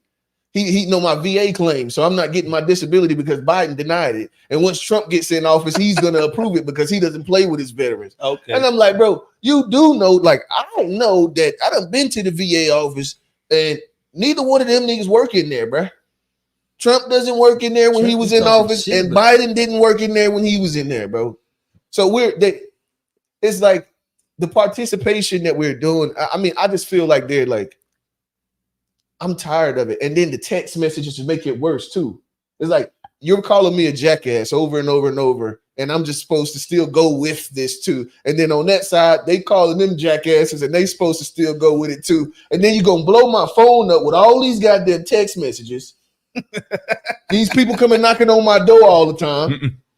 Come on, bro. Y'all need to leave me alone, bro. They're like Jehovah's Witness, bro, knocking on your door and shit. Bro, I went to the polls earlier this week with somebody when they was voting early, man, and it's, I don't know, man. It's just something about this whole time. Every time we have it, if I think this is what I'm in my 30s. It's like my 5th election that I've been a part of, and it's just always dirt. I would just like to have it one time where everybody's clean with it. Let's be transparent. Let's talk about it the way like we sitting here talking. You know, because the way they do it is just they just like you said, they just throw hate at each other, bro. It's division, so divisive. Yeah, and if you black, you're not even allowed to have but one opinion. Like exactly. But here's the thing. On the other side too, though. See, that's the thing. On the other side too. Nah, I ain't gonna say that. If you white, you can have as many opinions as you want. No, but it depends on where you lie. Like I mean, for sure. I it's just always having opinions. Whoever try to keep black people from having an opinion, they ain't stopping that because black people are not a monolith. And now they might not market that, they might not show that, but the reality has always been black people have been very intelligent and very individual. I think even more so right now, in the way we think. For sure. And here's one thing: like last week, we posted a clip where I was mad about the Republicans, like doing race thing. I got to walk that back a little bit because they do the same thing to their demographic too, and to white boy. And so like I took it personal, but when I stepped back and I looked at it, I'm like, nah, they ain't like specifically the game plan they're running just for black people because it's a bunch of like dumb rural motherfuckers out there in Robertson County and shit that they run the same game plan on, and it works just as effectively.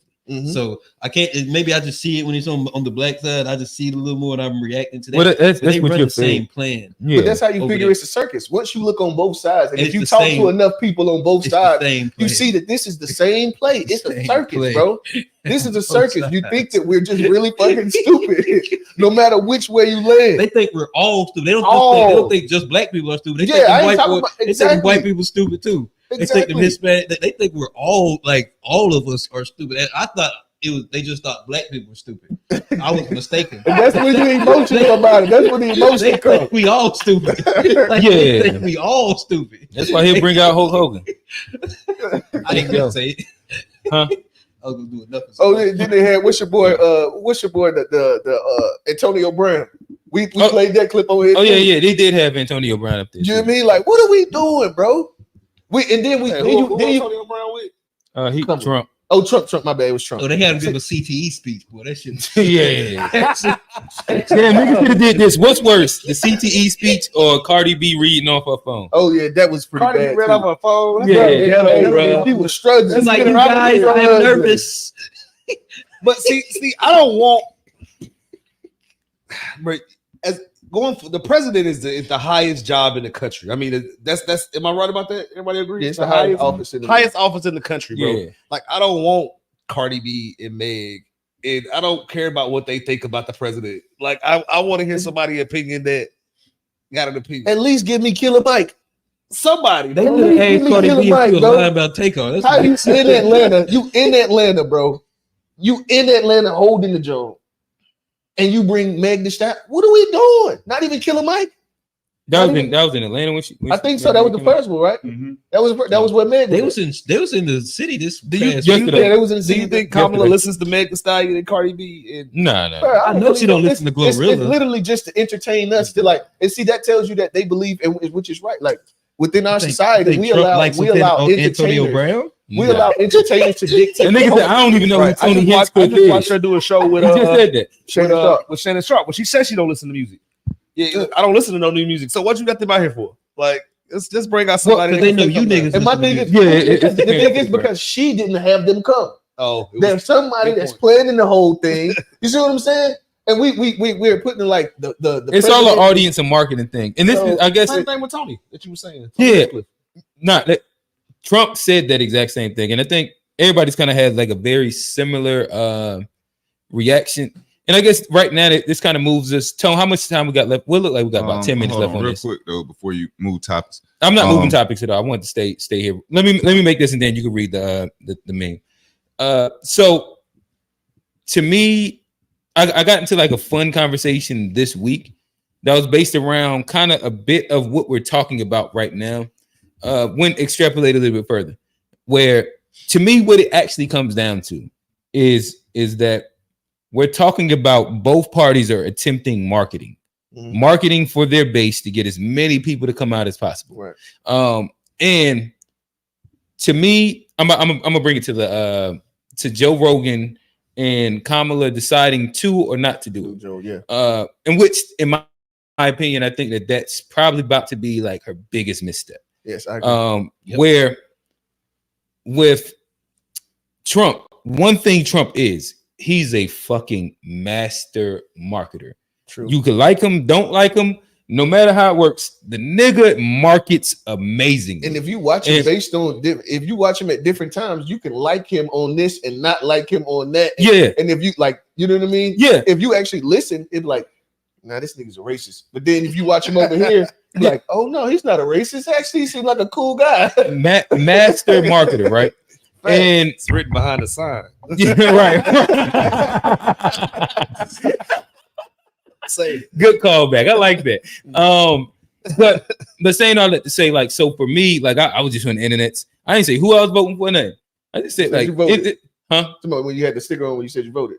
Oh no, I'm not that. Okay, go ahead. That lady told me that I was gonna get reparations, but that's something different. But I'm talking about when I posted the meme, and again, like in that meme, not meme, my statement, it had nothing to do with who I was voting for, anything like that. But it's just saying like this would be a big misstep, and who would be one super tribal. As soon as you critique anything Kamala, it's crazy. Trumper. But right, you're a Trumper. You're But a Trumper. To the point though, I think that, and the point that we all was just at is that what her going on Joe Rogan would actually do would be like, it's so much bigger than even Trump going on Joe Rogan. Bigger than Nino Brown. And mind you, again, that one interview with Joe Rogan has literally, I gotten a debate with one nigga. 40-something million? Yeah, but it's did bigger numbers than all of her interviews and all the interviews combined. Yeah, it makes sense. But then Vince went on there and his shit did another bigger one. numbers than all of her interviews, period. And like Vince pulled up after him. Yeah. And so like ignoring the platform and how media has changed is crazy.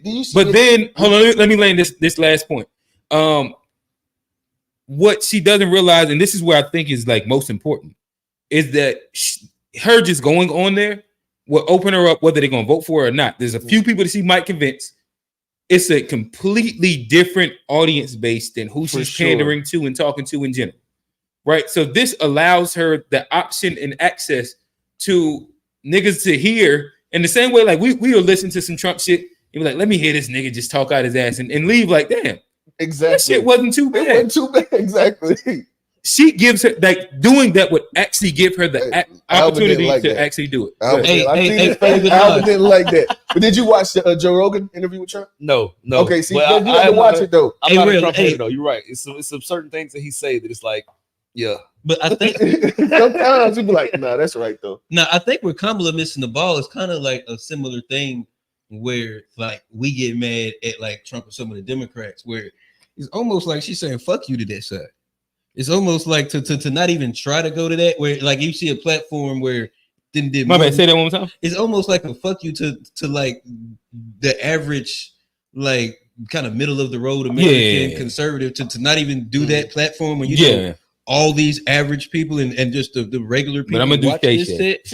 You gonna just like it's the safe play though. It's the safe play. Oh no, you go on Joe Rogan, it's not a safe play. Even though it is, it's gonna happen. The thing about it is that it is safe play. If you've heard him talk about even like how he did Trump or like how he planned to do hers. I understand, but see the thing is that in my opinion, what the bro, I can tell you that. Oh, she don't control the entire environment. I recently went back and watched Scandal, right? Y'all remember Scandal? Kerry Washington, I think that's her name. Yeah.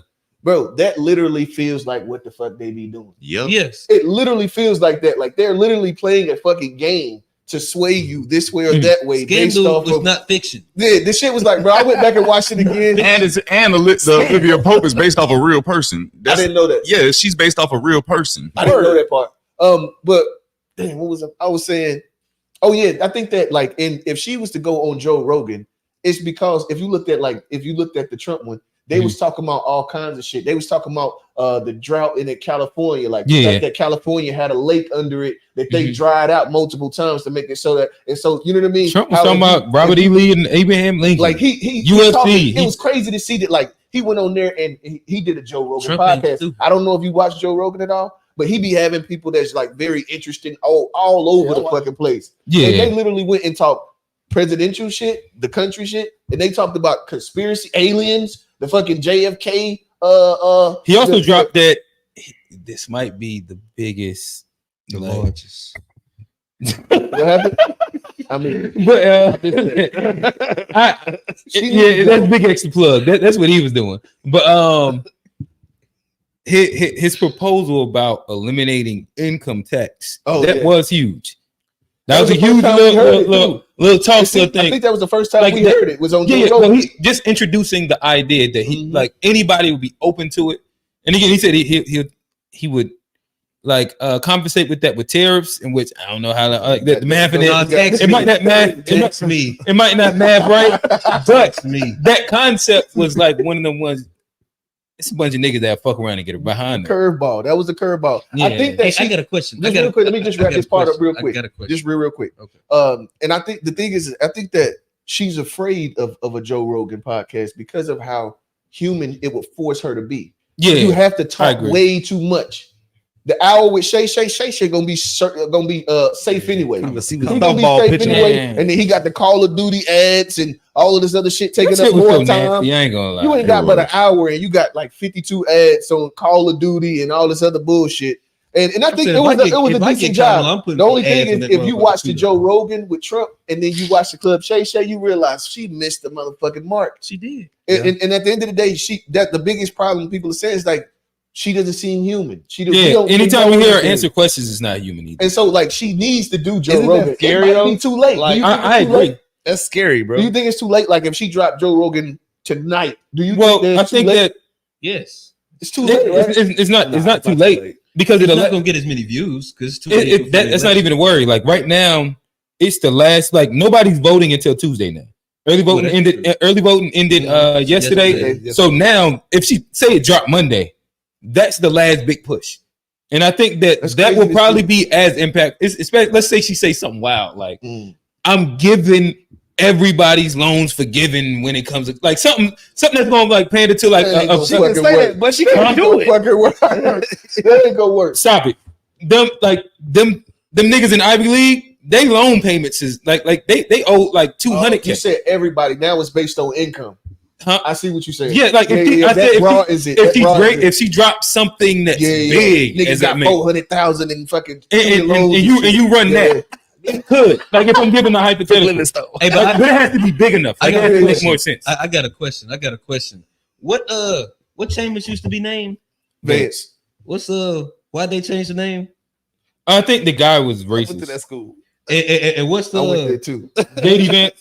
I don't know if it's any relation. Is that a dog whistle though? Because like I mean, Van, I ain't trying to put racist on niggas. That ain't. I don't know that. I didn't either. I just asked. Hey, my bad. I back up. Maybe somebody feel like he racist. I don't try and put racist on niggas that ain't necessarily.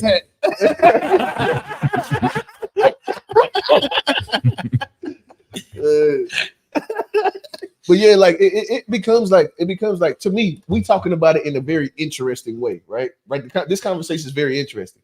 But then when you sit and look at the way what they're actually doing to force these type of conversations, it's like, bro, explain what you mean. What I'm saying is like the actions that they're taking, right? And I'm not talking about like the Joe Rogan. That was a great fucking interview, by the way. But the Joe Rogan and putting Cardi B up there with no teleprompter, right. To like have the things that they're doing to cause as much conversation as being had, if the vision that's being brought about through all of the things that they're doing, it's like, bro. So my bad. All right. So when you're saying there, you talking about like Dems, Republicans, both like the sides. political, the campaign. So the way they're campaigning and how it's making things divisive. Right. Okay. The way they're campaigning, like pretty much showing you that they think that you're ignorant, and then the division that it's causing. It's like, bro. So they're saying that you're a dummy. And they're intentionally making division, and you're allowing this to happen. Yeah, you're playing. It's like the motherfucking puppet master. It's like you mean, and but like you became a real boy already, but you still got the It's like, come on, bro. I'm a real boy. Said Dwayne. Never mind. Hey, We ain't got to go back there. We ain't got to go back that way. Hey, I was gonna say the We ain't got to go back that way. I think you had some comments you wanted to read off or something. Yeah, give me just a second. Go back up to Ux one, no? I got you, bro. Dang. All right. This was in regards to the Cardi B and Meg Thee Stallion and all that. So you don't care. I don't know what he's doing. Look at this. So you don't care to hear women who came from the struggle, who were directly affected by the issues, speak on voting and pushing voting? Are we not responding to these? Oh, no, and then she said, would it be better for male rappers to go up there and speak on with Kamala? I don't want to hear no rapper. I want to hear somebody that's Killer Mike. Killer Mike. Well, that was the only person I could think of that like. And the reason they said Killer Mike, it didn't have nothing to do with her being a woman. Killer Mike is because Killer Mike has been in this platform speaking politically He's been in the political plenty of times. For years. Like for years. He grew up in his grandparents and he grew up in the process. Like they were like literally big into local elections, and he ever since he was like a child, he's been raised in this like world, and so that's the reason. It's not a woman having a woman or a man having a man. Like it's not based on sex. Woman saying like because she's a black woman and she or this response to having black women. You know what I mean? That's just gender. When you do this, what that mean? Hey, it's 2020. Nobody fucking knows. This responds to my sharing. I do want to like speak to the one that you did. This response. This is still going to the same. She said, "Why is it when a woman gets up there and gives her opinion, men don't want to hear it? But if it would have been a guy up there, it would have been a different. But this is all right, it's not about being a woman. I do want to like go to that one. Then we can address this one as well. So the first one that you did say. So I do think that there is value in somebody that is from that like socioeconomic level that's from what XYZ, as long as they're informed with their opinion. I do think that there's a lot of value from somebody that's ground level that's giving their opinion. I think with Cardi B, the issue would probably be like she's not the most informed person when speaking about said thing.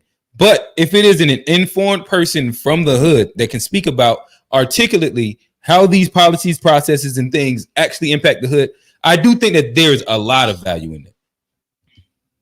I agree. She said Obama definitely had Beyonce and Jay-Z campaigning back in Beyonce and Jay-Z is 2016. different from Cardi. I was about to say that too. Totally different. Beyonce's up there right now, but all right, so now Beyonce's speech. I didn't see it. I didn't listen. Anybody see Beyonce's I didn't speech? see it either. I heard it was like 3 minutes. I don't care nothing about that. I just wanted to see because I know if there was what it was like. Oh, yeah. I didn't, you know what I mean? I didn't pay attention. I'm sure it was better than Cardi B's. I'm pretty sure. But now addressing the next one. What was the one that Mama Sharon said? Something about her being a woman. Oh yeah, because she was a woman. Why is it when men do something, da da da da da da, or women do something? And I think that this is like the talking point we gotta leave alone. Yeah, we gotta stop that because that's even dividing in between. It's like that's like dividing the red and blue, and then you divide men and women. It's like we just too divided. If Uncle Luke was up there, I wouldn't want to see Uncle Luke up there. I don't want to hear what he got to say about. And so I guess I'll address it as close. If you find it, then I can speak directly to it. But I think that's the narrative that we got to leave. Like there's a couple narratives that I think like politically as people in general we have to leave. But like I don't think that people are like specifically not liking her because she's a woman, or the reason why they don't like X is because she's a woman, or more times than not. And my bad, there is a group because she is a woman that they don't like her. So I'm not going to discount that. How we're talking, if we're like even just addressing the people in the room, this is our like the podcast that we're having. Her being a woman is not at the forefront of any conversation that we have. No. So to like use that as like a rebuttal to a critique, I think that like that's too easy. Like it's not where any of these conversations are, and I think the conversations get muddy when if it's not relevant, we bring up the idea that this is a gender-based thing. Yeah. Like I know for me, every conversation and debate that I've had has been about specific policy. Yeah. Like I don't even like care about like if the person's male, female, any of those shits. I'm just going to have conversation about policy. And I think that that's something across the board that we have to be way more intentional about. And I think early on, people were thinking about like the woman aspect, like way earlier. But like, I haven't thought about that in a long. It's literally just policy based. Like that's nothing that we have talked about. Fucking maybe since like maybe a month, 2 months ago. And I'll say 2 months ago. Us is a little bit better than the world, because the world do still care about like if she black and if women can be in front of Putin. But I don't think that like specifically us as a like when we have these conversations, that's not necessarily the precipice. Johnny, you tired?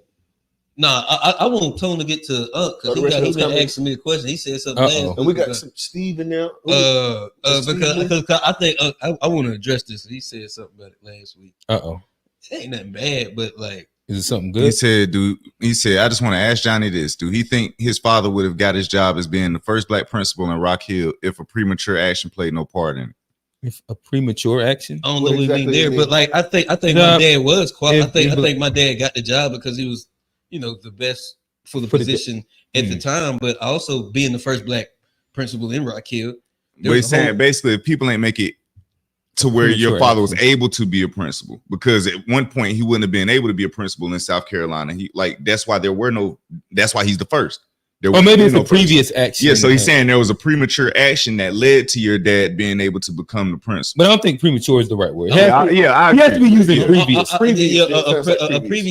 Something happened that allowed him to do it. Yeah, he was the first one to do it, but like people forget just because you're the first black person don't mean you're the first qualified to but it doesn't mean that like it was just easy. Like I agree with that. That's a whole nother road of stress and shit you got to go through, like being the first black principal trying to discipline white kids. Yeah, that's crazy. Imagine how imagine how you would get undermined in that situation. Imagine how hard it is to do your job in that situation. So I mean, it wasn't always easy. Like even in Rock Hill, he was that.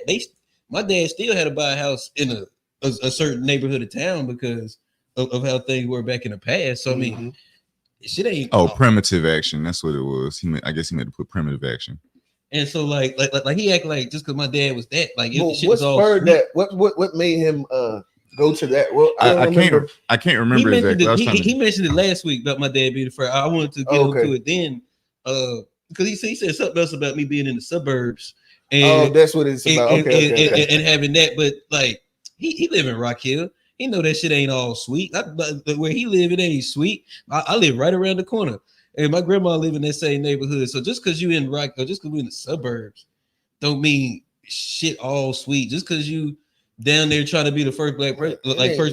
Prove about being in the hood. That ain't nothing to prove, and that's why it was crazy. I'm not trying to say that, but just because like people act like black people grew up in the suburbs with no struggles, and it was just sweet and it was just easy.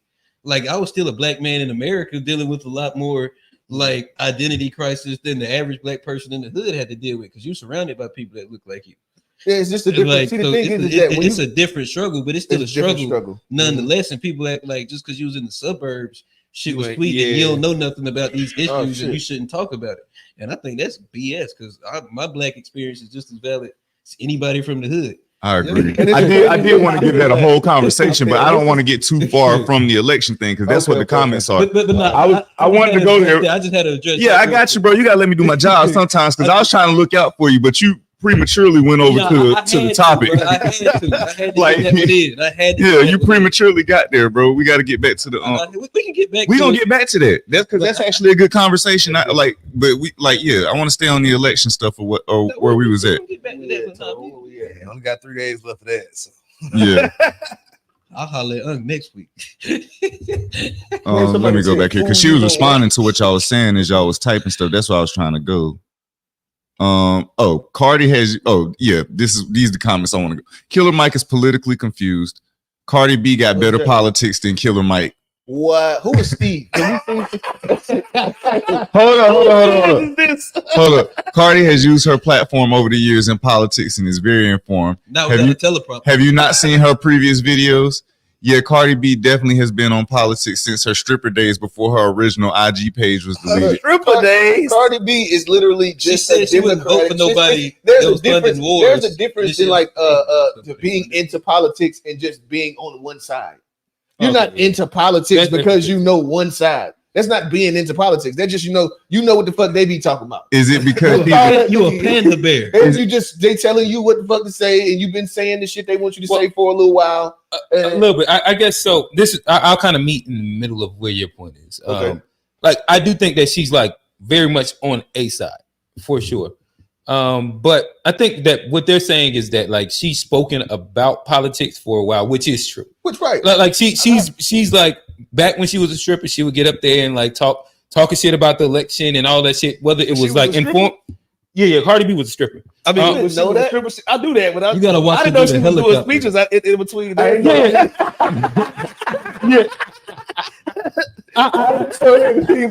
No, and I get it, but like saying, like I guess I'm saying that to say that she has over the course, whether we agree with it or not, I think that most of us in here aren't taking advice from Cardi B as the stripper, or not the stripper, as who she is, and kind of like what she kind of like pushes out to society. But I think that, like I said, meeting in the middle of that, she has since like probably 2016 when I've like first came abreast of like her and the Love and Hip Hop and all these different little things and all the different, like it's like through 3 elections.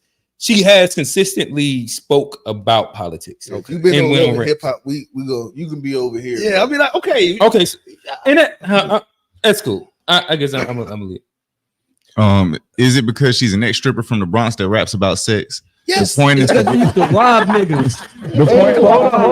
Hold on. The point is to get the young voters out, to get women out to vote, to protect their reproductive rights. That says a lot about what you think about young people. To get Cardi B to come out here, and then you want to talk about reproductive rights. Yet the Supreme, they're not going to amend the Constitution to change the reproductive rights, bro. That's not about to happen. But it's still fairly nuanced. So that's what there's a couple nuances that we could drop into. I don't know if you like care to get into it, but I don't see it happening, bro. No, I get that, but there's a way. Whether, like you said, through Congress, there's a way. But even more so, you would have the House and the Senate in order to do it. You would have to have both. Cool. You know how I like change the laws on this. Cool. There's a couple like so cool. I think that with Project 2025 is the same concept.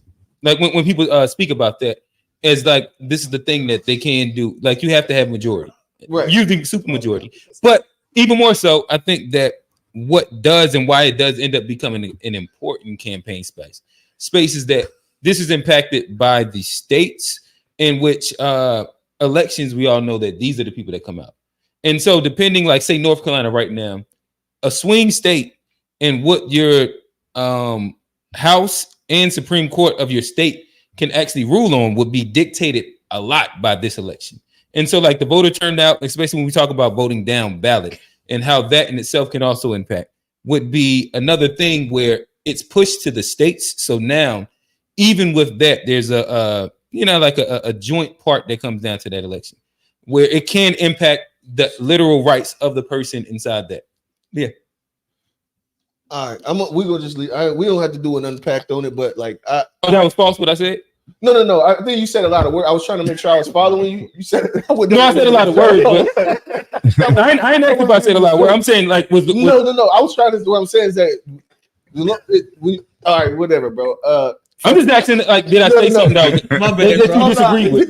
This was a lot. It just was a lot. But I'm about to start dragging. All right, cool. All right. This ain't to you. Like, all right, cool. Also, Killer Mike is a damn scammer. He told folks he was opening a black bank, but when folks pulled the receipts, we found out it was a front for white folks. Well, I mean, you also did it because, like, I put fair. my little $20 into the what is it? That's fair, actually. No, but he didn't say he was opening a bank. No, it wasn't his. You can interpret that and like, you know what I mean. But he made it clear that, you know what I mean. Him along with a lot of other. It was like about 8 different people. No, for sure. But like the idea of it being there was a push of it being like black. And if they're saying like it is definitely majority black. What they saying? I don't know what I thought they said that I guess they let white folk in the bank and they not supposed to let white folk in the bank, bro. I don't know. But continue. We can just continue. Johnny, your father was overqualified for the job that he got. He should have been qualified to be the CEO of any major company in our nation. That's all I'm saying. And I get it. Like, and that's the struggle because I had to live with that man who probably should have been more than the principal, and was probably dealing with a lot of stress because, like, but that's a very valid black experience in America too, and you can't just dismiss that just because like he accomplished something and he got to do something and he was in a leadership position. You think your pops will be willing to come on the show and talk about that? I have to ask him, but he's only done like one podcast, and I don't think he really want to do. not, at least not right now. But just that story alone would be interesting to hear. I mean, yeah, fire story. I would definitely want to hear it. But yeah, and I don't think it's no disrespect. Yeah, but to make sure you play like you show that one. Yeah, like I don't think it's no disrespect. It was just like what you said something about like my opinion. I think like even black people that's not from predominantly black places too. I think their experience and their opinions are just as valid as anything else. And honestly, there could be a lot of lessons learned from that because they're actually dealing with the enemy more face to face than a lot of people who are in the inner city, and they're only dealing with each other. Like my pops had to actually go out there and like discipline white kids, and then look at their parents in the face. And I did it. Like that's a different type of struggle than just being in the hood and just dealing with each other. I mean, that's his own struggle too. But he was out there front lines with that shit like every day. And me growing up, I got shielded from that. I lived in an all black neighborhood. I didn't, I went to school in an all black church. So I had really black experiences too. But when it came down for school and certain shit, I had to go walk in the room with them white kids and prove I was just as smart, prove I was just as intelligent, just as worthy. And did you prove it? Absolutely. Every day. On their ass. Every day. Let them know. On their motherfucking ass. To this day. So, but like that's his own experience. And then I had to do the same thing with black folks. Turn around like I'm doing right now. Right. Trying to prove to black folks how I'm black enough. I'm black enough. Yeah. And so it's like, dang, bro, that don't even make sense. You got to prove to people you black enough. But it's true though, bro. Ain't that wrong? How you gonna ask the blackest nigga in the room? He ain't black enough, bro. It's a shame, bro. I think that'd be ridiculous when people be saying that. If they black, they had to go through that experience, bro. Like I don't know that. My FBA brothers would say otherwise. Yeah, I was gonna say. So you think all black people have to have gone through that? They got to be familiar with some type of experience, and I'd rather understand their perspective than try to judge them and be like, "Oh, you this type of stuff." If you darker than the average, hey Trey, report to the chat. You gonna deal with some shit. Okay, let's go through this quick. I asked that question because when certain famous women speak and encourage voting, men are up in arms about it. I just want people to stop thinking the president is the most important job when they have no real true power to make the necessary changes they are vowing to make. But I digress. They have some. One comment I was about to say. That's what I was about to say. Some cap, but I am about to say. She said if they have no real cap to the power. Like if they have no real power, like the president's not. They be talking. They be capping. If they have no real power to make the necessary changes they vowing to make, why are people worried about Trump changing abortion? Bro, listen, bro. That's I don't think that's. I'm saying it's. That don't really. That's kind of aligned stuff. Like Trump did change abortion while he was in by support by Supreme Court the Supreme Court justice. And that's one thing that I'll say is actually scary about like the Trump presidency. If I heard that they were saying that some Supreme Court justices were saying that if he get elected, they just gonna resign. Like him getting some more picks. That is a thing that was serious. Yeah, even when he was talking about that in the interview. When you start to get that very red, you know what I mean? Very red conservative Supreme Court. Yeah. Then you start thinking, okay, well, they talking about Project 2025. Oh, that's another better. Like I didn't even care nothing about 2025. But then when I thought about it, I was like, oh shit. But if they can make that shit happen, get about 4 justices, 4 more. This shit might be dog. Yeah, that'll go along with the question of abortion thing that you were talking about, and how in the next 4 years the president could not even at the state level, even if you don't have Congress. I guess that is another good point that will go along with the bucket. Yeah. Yeah, she said people didn't pay attention in history class. Really, what I was addressing was the fact that you were saying they didn't have any power. If they don't have any power, then why is that a thing? Like he does have power. The president does have power. That's my point. And then you have the president does have power to change stuff. You have executive actions. There's power in the presidency. I don't think that we should pretend like there is no power. They don't have supreme power. They're not a dictator. They're not going to be able to run down everything they say inside their platform unless you have like Congress on your side as well. Yeah, that's the thing. It's checks and balances. Yeah. And then the reality is that you also won't. It's 2 years in that you can really possibly have full Congress comparison. Just the way that everything votes. And the way they kind of stagger after the midterm. Yeah, after the midterm. Like the way they stagger like states and how they vote and shit like that. Civics class 101. That's what we in. Right. It'd be crazy to have to go back and really pull that shit back out the memory. No, they should. They Like, should make you take a government and econ test before you vote. Hey, the goddamn voting population be so low. Do that. They do that to black folks. Yeah, just black people. Put one question. Define tariff. Yeah, let's move forward. We had 220. I remember they made me take a test when I was in economics class when I was at Berry in the 9th grade. I took an economics class. They made us take the test that you would have to take to become an American citizen. Like immigrants have to take this test. Y'all was a bunch of immigrants. Yeah. I'm talking about migrants. Migrants. Wouldn't have made asylum seekers. Wouldn't have made it. Amnesty.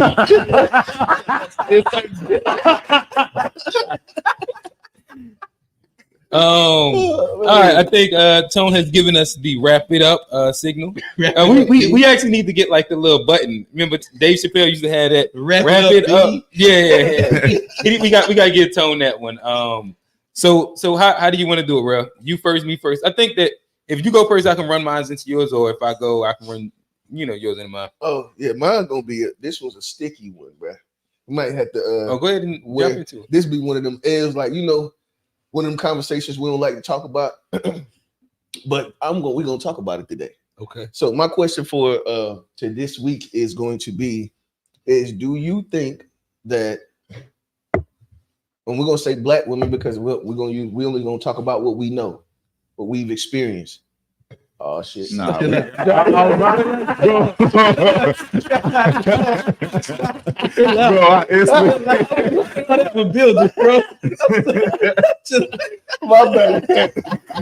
bad. Well, I'll just say everyone's speaking their own experience. Yeah. Man. Do you think that there's that women are physically more aggressive in our generation? And we're not speaking about our grandparents' generation, like the Ike and Tina Turner movies. We ain't talking about none of that. Just in our generation, do you believe that the women are more physically aggressive than the men currently? Who want to go first? Everybody got. I was about to say. I can go first. Okay. That's cool. All right. So you said, are women more physically aggressive to men? Two men. Two men. Yes. All right, my bad. All right. So women more physically aggressive. Two men in our generation. Yeah, I'll say yeah. I'd imagine that. Yes. I don't think that's like because like women because men can't hit women. Women think that or men probably shouldn't hit women. Men can hit women. Yeah, they shouldn't. Semantics. No. There's a big ass difference. Like men could if they wanted to, but they should. Some men do. So like, I'm gonna. Okay. All right. Some do. Not a lot. Well, I don't know. In comparison to the generations before, I would say that ours. But what happens anytime a man hits a woman, it's an issue. Like if you hit a woman, it's gonna probably because men are. You going to jail? Physically bigger. You gonna do them 48? Even she ain't gonna call it until on Friday. So even the weekend. Even outside of jail, just the physical aspect, the man's gonna be stronger than a woman, and so if you hit somebody weaker than you, it's gonna be an issue versus somebody weaker than you hitting you. It may or may not be it. They might catch a lucky one and it become an issue, but 9 times out of 10, you're gonna be able to control that situation. So men don't even make it that big of a deal when it happens. So that means I believe it does happen a lot, but 90% of that shit just goes under the bridge and we don't even talk about that shit. And see, this is the reason why I asked, right? It's because and this is the reason why this became a thing. As earlier in the chat, they was talking about the whole Chris Brown thing and Rihanna thing, but I don't want to talk about that. But that's how we got here to this question. And the thing about it is, I think that something has to be done, because if we don't do something, then it's going to get worse. So you see how we you got to hold women accountable. Just hold them accountable for the thing that they do. Right. So what is the accountability has to have it looks like something. Call them abusers. So what I would say is that, like, if you look at it, the reason why there has to be a change is because we like you just said, based on the consequences that it's starting to go down. Right. On the man side, like male physically abusing women is going down, because we understand that you shouldn't do it. A lot of us we're single. All right. So I guess you're talking about like going down from like earlier generations. Right. Like we're talking about like 50, 60, 70s. I'm saying like our grandparents' generation, our father's generation to us. Yeah, we domestic violence, like we're that's going down. Yeah. Like, you know what I mean? But the thing is that it seems that on the women's side it's going up.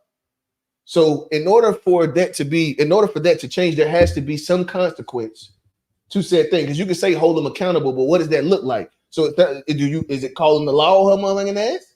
Yeah. Or is it to me that would be the way that men are held accountable? Yeah, so but then we say you definitely sassy if you call the law on your old lady. Well then right. You the sassiest motherfucker. And then it's scary though, because if it really go down, you can call the police and they might not even believe it. Yeah, you go to jail anyway. You can call the police and still go to jail. I don't know if you got marks and bruises and she's straight. I think if she got right. all she got, maybe she just beat your ass. But sometimes like you could cause like defensive. You can have like stars in your eyes. Their things is defensive. Had to wear glasses. you know the most times what happens in most cases that I heard, I ain't gonna say most cases. They're gonna know. In the cases that I've seen, they generally tell the man to go and take a walk, just leave. Yeah, bro. Like if she was whooping, if you got hit, if she hit you, they generally be like, man, just leave for the night and maybe come back tomorrow. Real. There's situations where even as a man, if you're trying to defend yourself, you might cause a bruise, or you might. What's your boy name? Jonathan Majors. Yeah, Jonathan Majors. Yeah, you could cause defensive wounds and then end up in a shitty situation because you were just literally trying to defend yourself. And then, because we know how the police is, you get the wrong cop, you with the wrong girl. It don't matter what you did or what she did. It's the narrative's gonna be what the narrative's gonna be. Like I told him in the chat, I'm saying love who you love. If you like bunnies, you like bunnies. That's your prerogative. Get a fucking body cam. You need a body cam. Get a ring doorbell cam. A body cam to live your life. Yeah, to be. That's a crazy concept. I need a body cam about what I'm gonna tell you. I went in that courtroom. I went in that courtroom and the doggone all of the DA was white. All of the court appointed judges was white. All the judge was white. The attorneys, everybody was in there. And then you sitting here telling me, and I'm just saying, think about it.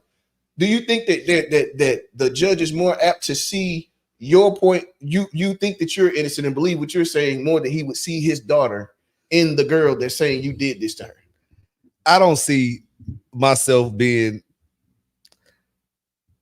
How I want to say you this. Can't say that because I don't. You don't even know what he was going to say. Let him. I do. I know what I want to say. I'm not. I ain't talking about you. Johnny trying to step on it early. I don't see myself calling the police on a woman hitting me because like I don't want to be seen as a victim. Like you know what I'm saying? That whole thing, bro. Like I don't want to be like. I could have stopped that. Like you know what I'm saying? As a man, if a woman hitting you in your face, you know what you can stop it. But I think it takes more power to not do it. And absolutely, that's why. To not do what? To not hit a woman back. Okay. Well, I mean, you don't have to hit a woman back to get it to stop. Like, I mean, like as a man, you can restrain or what? Like if you can't restrain your old lady, like what you doing? Yeah, these are branches of they was talking that restraining can turn into a fight, bro. Into a fight because she got to go fight to get loose. And then you're gonna have to scrap her to okay. Bro, trans. Johnny know what the fuck you talking about. Johnny know you gotta sit there and talk about he actually subscribed.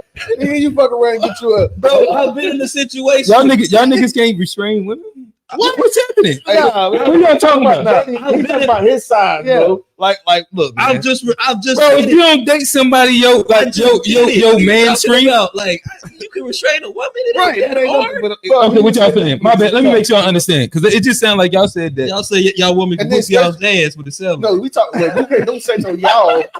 This was something about a shorter men thing. Yeah, I'm saying you can restrain women as a short man. I'll put one down. When you say put her down, what does that mean? I will put her on the ground and hold her there. Okay. That's what I got. That's all you gotta do. Yeah, but so then let me ask you this: but you got to leave. You got to get up. You got to tell me like, I know as you're doing this, that means so you got to hold. You got to make sure she cool, and then you got to hurry up and run with. Exactly. You got to get out of there. What are you gonna do? You can't stay there forever. Hey, listen, that's the same shit. Fuck around and slip on the flip flop. This shit start all the way over. You gotta fall asleep on top of it. Yeah. Nah, there is a documentary coming out about Chris Brown. Chris bro. Brown, yeah. They was talking Being an about it. abuser. That's gonna be crazy, man. Yeah, probably will. Oh man. Damn, y'all somewhere that I wanted to comment on. But Oh, aside from the police, white women folk are more dangerous to black men. But he said, they say, I'm telling you, bro. I seen niggas in there How you feel about that, roofed Johnny? in the courtroom, bro. That's why I said get the body cam, bro. They was in there getting roofed. So let me ask you this, bro. A matter of fact, I talked to the entire panel. When are y'all and what are y'all turning y'all body cam on for if you get one? Will she get the phone? Nah. Oh shit. I'm gonna be honest. My body cam ain't gonna do nothing with abuse. Shit get fun. I need the replay. Man, say it's gonna end up It's gonna have multiple uses. Your fucking body can't get hacked. You gonna have to come on here to be fair. I need that replay. We went to STK, came back, lit the motherfucking body candy. She gonna be saying, "Why you got your shit, your man, t-shirt Cuban on?" started up OnlyFans, man. Now, see, you've been talking about us. He the real one. You about to start up the OnlyFans? I ain't mad. Listen, He married now. They married, bro. They can do it. shout out to the sex workers. I guess I don't know. Bro, better be. Give it up for Cardi B. Cardi B out here. All right, so I guess this is the my point to what you were saying that I would get in is that so it sounds like the only detractor to actually holding women accountable is shame of being sassy instead of like doing something that could be positively, you know what I mean, impactful for men in general. Mm-hmm. And I think that ends up being the thing that niggas probably got to get over then. Like if we're saying that there women abuse is a thing and it's an issue in the community at whatever rate that you want to debate. Okay, cool. Let's take that.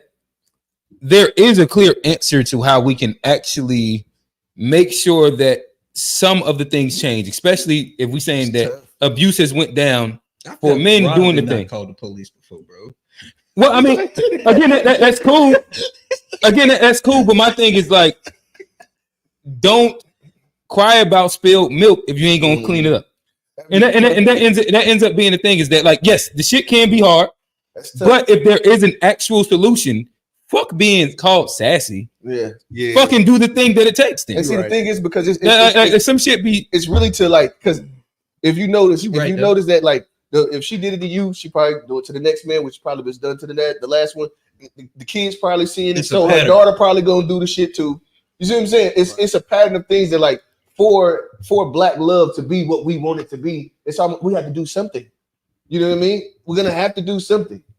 And these are like necessary steps, even though it's like, damn, when I was coming, I'm like, bro, nobody wants to call the law on the old lady. Like, and it's a pride thing. Now you start feeling like a bitch yourself. She ain't even got to say it. You just start feeling. So what you think? That time I got hit by the car, I should have called the police. Hell if you got hit by a car, what? The answer is yes, bro. Like I think even like sassy aside, if you got hit by a fucking car, that shit ain't that's different. I knew she wasn't trying to kill me though, you know. Hell, like she hit you with a car. Gotta make a point. Nigga, the point was death. That's what she wanted. If you wasn't to move, that motherfucker was gonna run you over. Like you don't hit the brake. Like how did you jump? I jumped on the hood. I jumped on the hood and I went till she slowed down and I rolled off. No. That motherfucker was trying to impale you.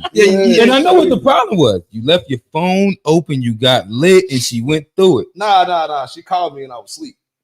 Oh, shoot. Oh, yeah, that's crazy. Yeah. How many times did you call? Like 97, bro. Yeah,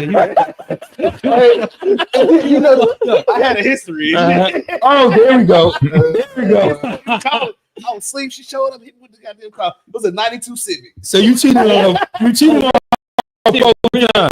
What? 92 deal. Was it green? It was green. I know. I know the car, nigga. Yes. Steve said, "Did you go back to her?" Is the real question. Nah, bro, I didn't get the lead. She took me to the hospital. Oh, they. Oh, it wasn't no going back. You just stayed. Hit your mic. Yeah, there you go. took me to the hospital. Oh damn! Took Yeah, care yeah. of me and everything. Now this was a black woman. Yeah, bro, little black woman. Oh yeah, Sadiva said Steve, he's in a new relationship now. She's speaking up for you. She been speaking up for you the whole time. Matter of fact, shout out to Bay. You know what I'm saying? I got a good one there. I got a facial yesterday, fellas. So that's something different. You know, Yeah, she say that's the old chick, Steve. Make it clear. Oh wait. Make it clear. She said, That's "Just to be clear." That's all she been texting me for the last hour. Oh shit! We didn't know who that was. No, I called her a minute ago. She said y'all went to the polls together. I just ain't saying that comment. I ain't get to none of that. I ain't gonna drag as hard on.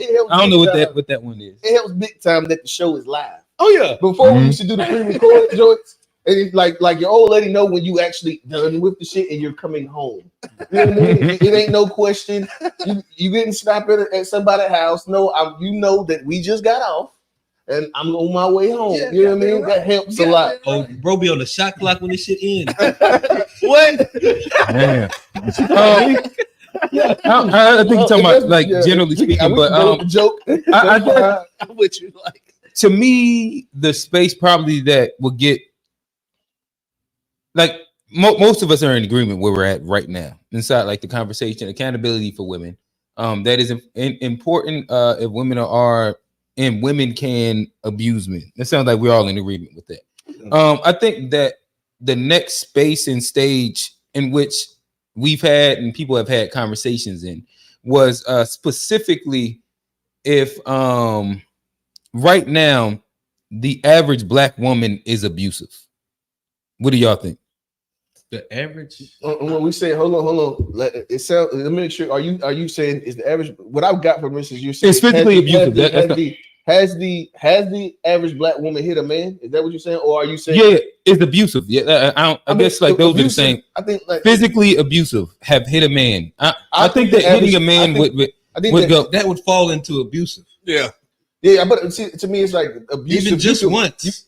But that don't mean that you're abusive. You abuse someone. My bad. That's the same thing we said earlier. If a woman hit a man, that's abusive. Like, because it should never get. All right, my bad. Like, I don't want to play the semantic game. Has hit a man. Is that better? Oh, I think. Or like has at a point in time has hit a man. I guess that's like. Is that absolutely. like a better version? I of say like saying absolutely yes. Okay, the average black woman. I say absolutely. The average woman, including the average black woman. And I can't say has hit a man. I can't speak from. You can speak for that. I can't speak. I would agree. I'm with you, bro. I can speak. Yeah. My dog. I would say that the bunny boys over here. These the bunny boys. Oh shit! Not no more. I went back home. Hey, you said when Johnny thought he was by himself, he was going to say no, and then he found out he had an ally. We knew we put y'all over there for a reason. The bunny boys. Hey, it was the energy. It was coming. They had. Yeah. But no, I say that absolutely. I think that's just the season.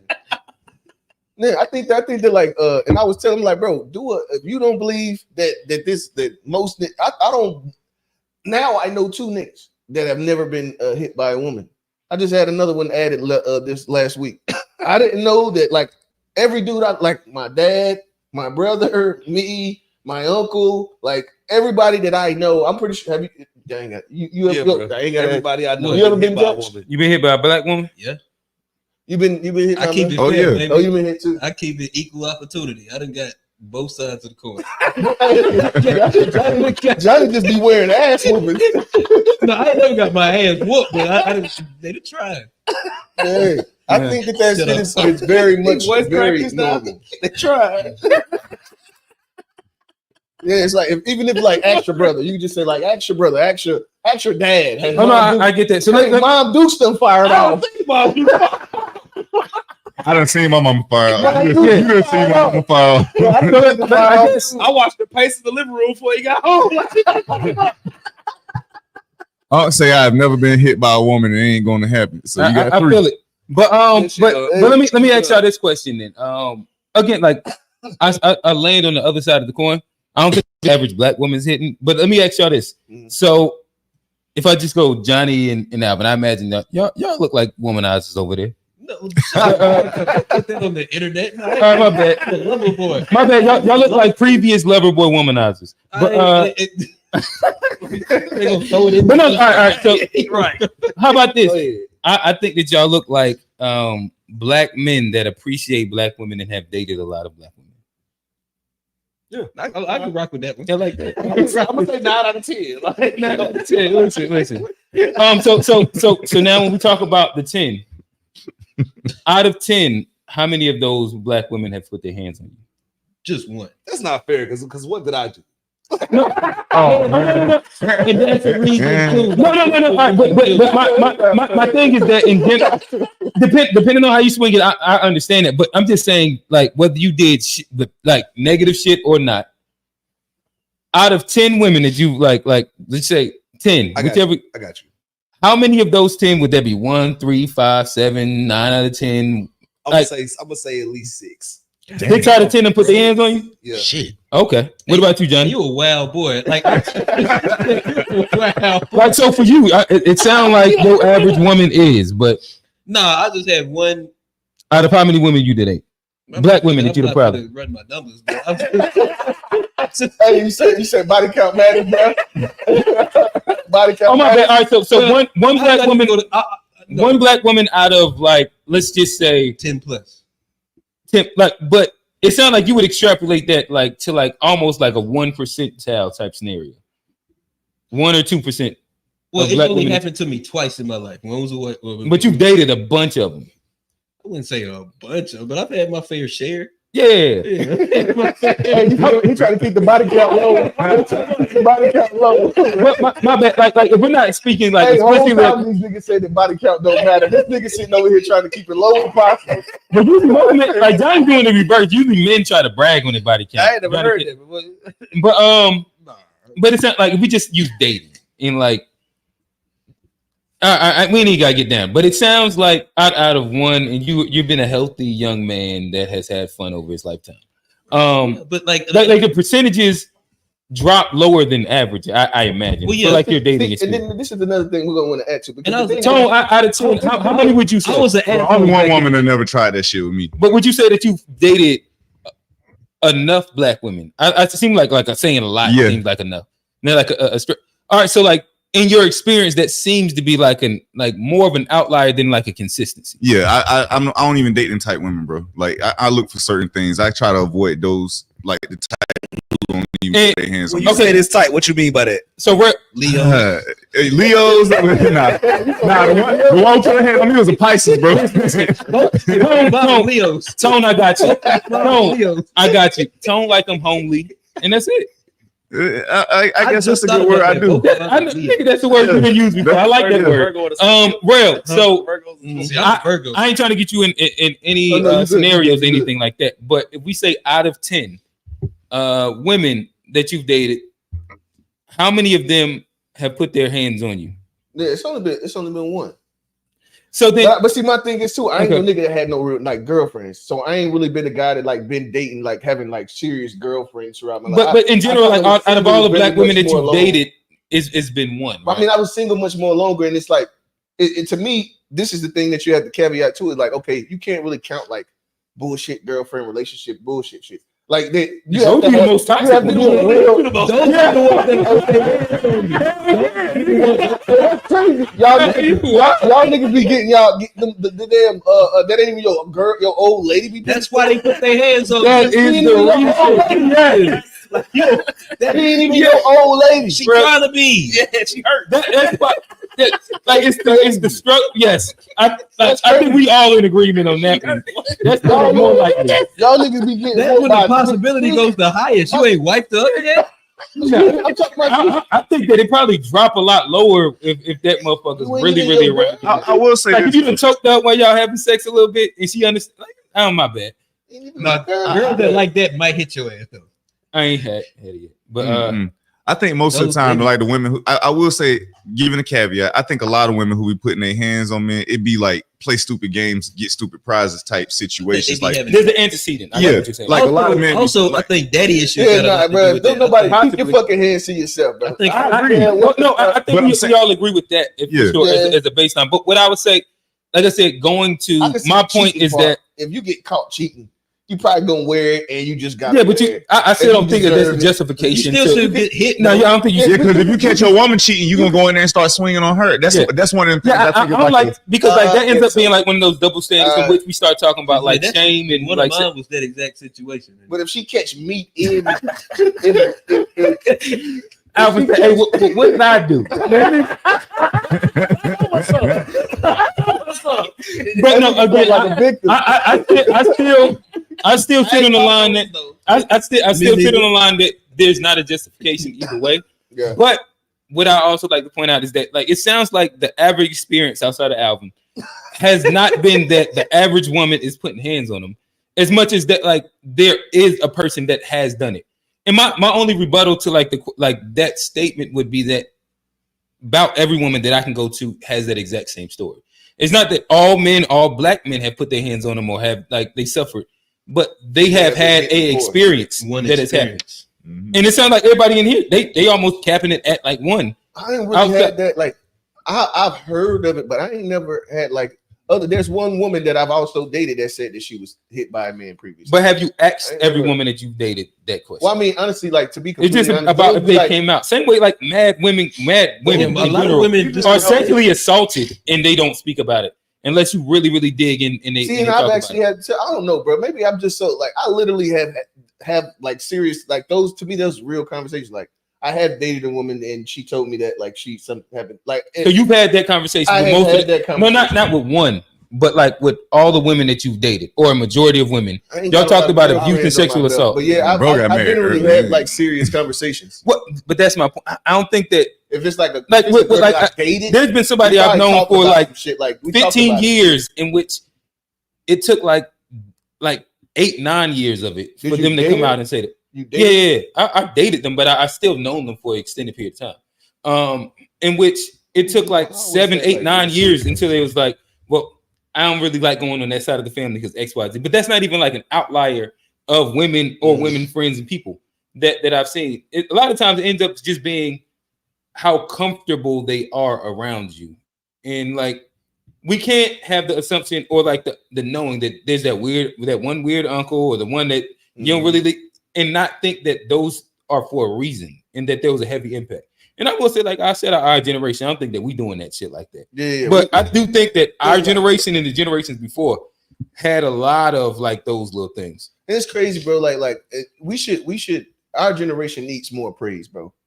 We are like changing a bunch of what you call it generational traumas. We are like breaking a lot of these norms that they've been saying niggas ain't shit. Now they need to stop that shit at this point. Yeah, we don't need to hear that shit. No, you okay? Our generation doing better than previous generation. Hell yeah, yeah, my growth. I like this. Yeah, everybody. Yeah. Like What up, for sure. Tone? For sure. And Oh, yeah, sure. the craziest thing is that like women are making more money than their previous generation. But I wouldn't say that like. Well, never mind. You think men are making less money? No. I'm saying we about to go into a different rabbit hole. What I'm saying is women are making more let me money. land. I got 15 minutes about on men. this last question, and I think it's a where we're at is a good segue. Tone, I sent into the chat a meme in which I'm gonna use to kind of like jumpstart this. But before you click it, the question is, and this is specific to black men. Do you identify as a victim currently? Hell no. Hit this. Oh, gotta do the incognito, Jen. Gotcha. Incognito.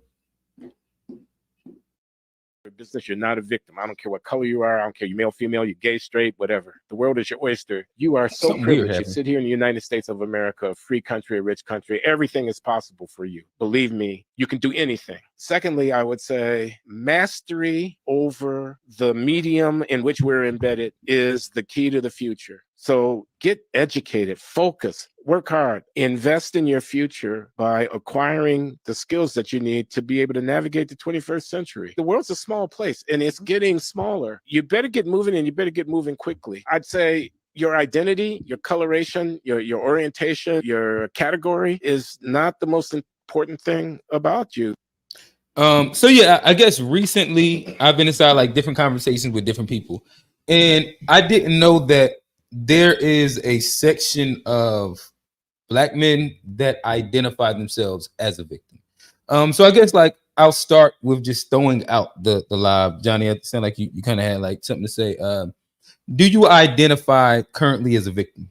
Nah, because I think like even if you are a victim, even if you everybody had shit happen to them, identifying as a victim is the one like it's like the only way to ensure that you're not going to ever get over it and you're going to stay in that same situation.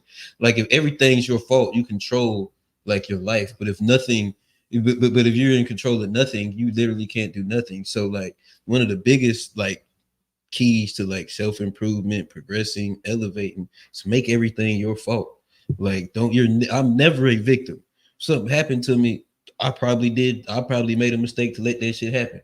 I probably made a mistake. I probably had a bad, judge of character before this shit happened. There was something I did that allowed that shit to happen to me because everything's my fault.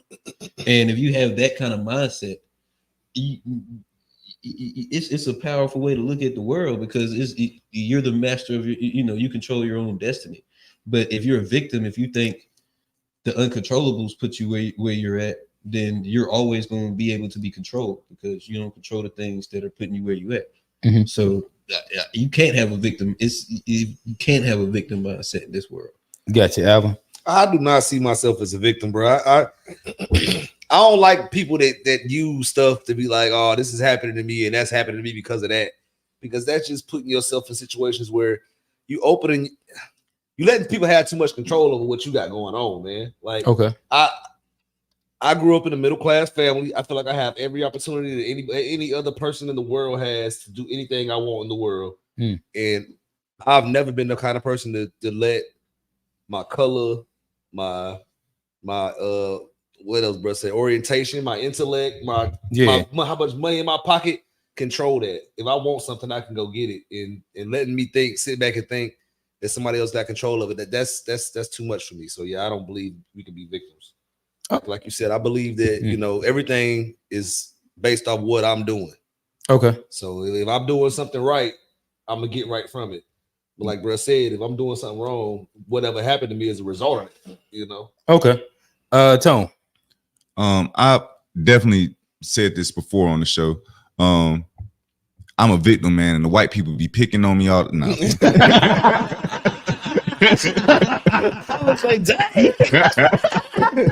Nah, man, but you know my mentality on this. Like I don't identify as a victim.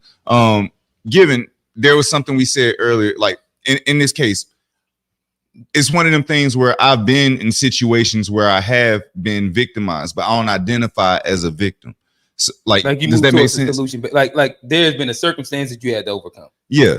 There have been circumstances I've had to and that's what I more look that's why I more look at it as like and I guess like if I was trying to give like the best faith version of the conversation that I was having, it would be because of what our ancestors went through today, we should identify as victims. Yeah, I don't believe that. I'm a firm believer on it because we didn't go through what they went through.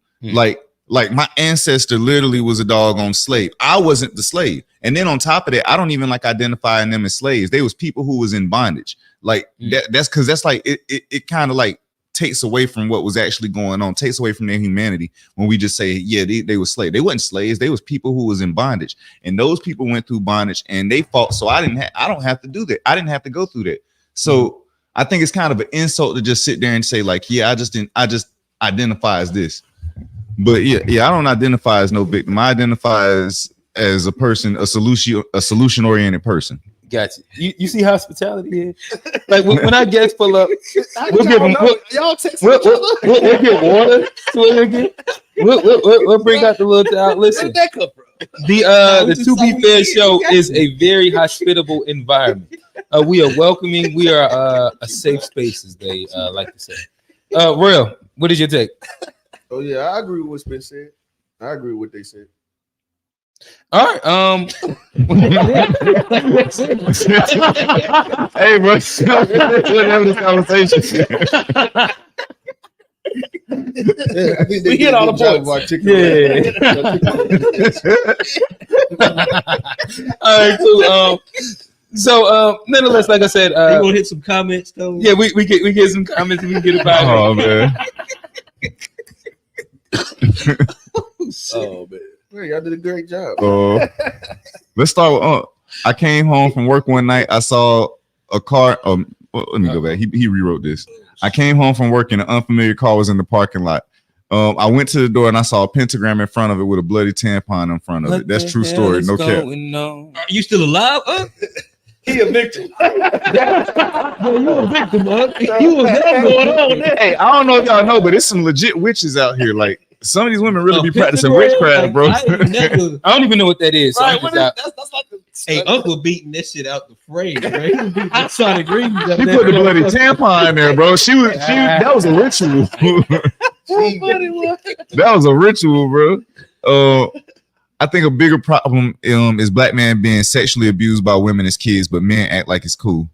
Hey, that's been talked about a lot more now. Oh, my bad. Say it again. What did you say? I think a bigger problem is black men being sexually abused by women as kids, but men act like it's cool. Oh, that is Men glorify that shit. Yeah. Like I know, dude. I remember, like in high school, dude told me he lost his virginity at 10 years old. You was abused, buddy. Like you were abused, and you know.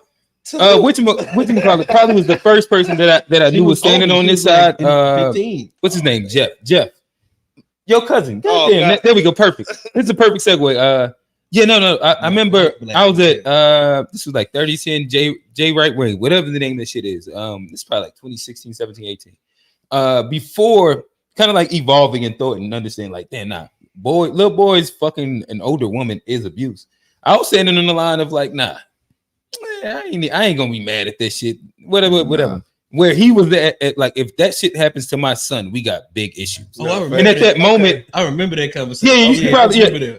And like the more I've evolved and grown, my perspective has changed. But like there was definitely a time where that is what I thought, and like the evolution of understanding exactly what abuse is has led me to where I'm at now. I heard somebody tell me, like, they was like, they said, look at it like this: would you date a woman that you find out had sex with a 10-year-old? Nah. Yeah, like this not. But I mean, like we don't have to put it at 10 because that's 15 even like 15, 16, 17. Somebody that was underage in jail. Yeah, I ain't interested. Let's see. The better question is: are you a victim or are you a survivor?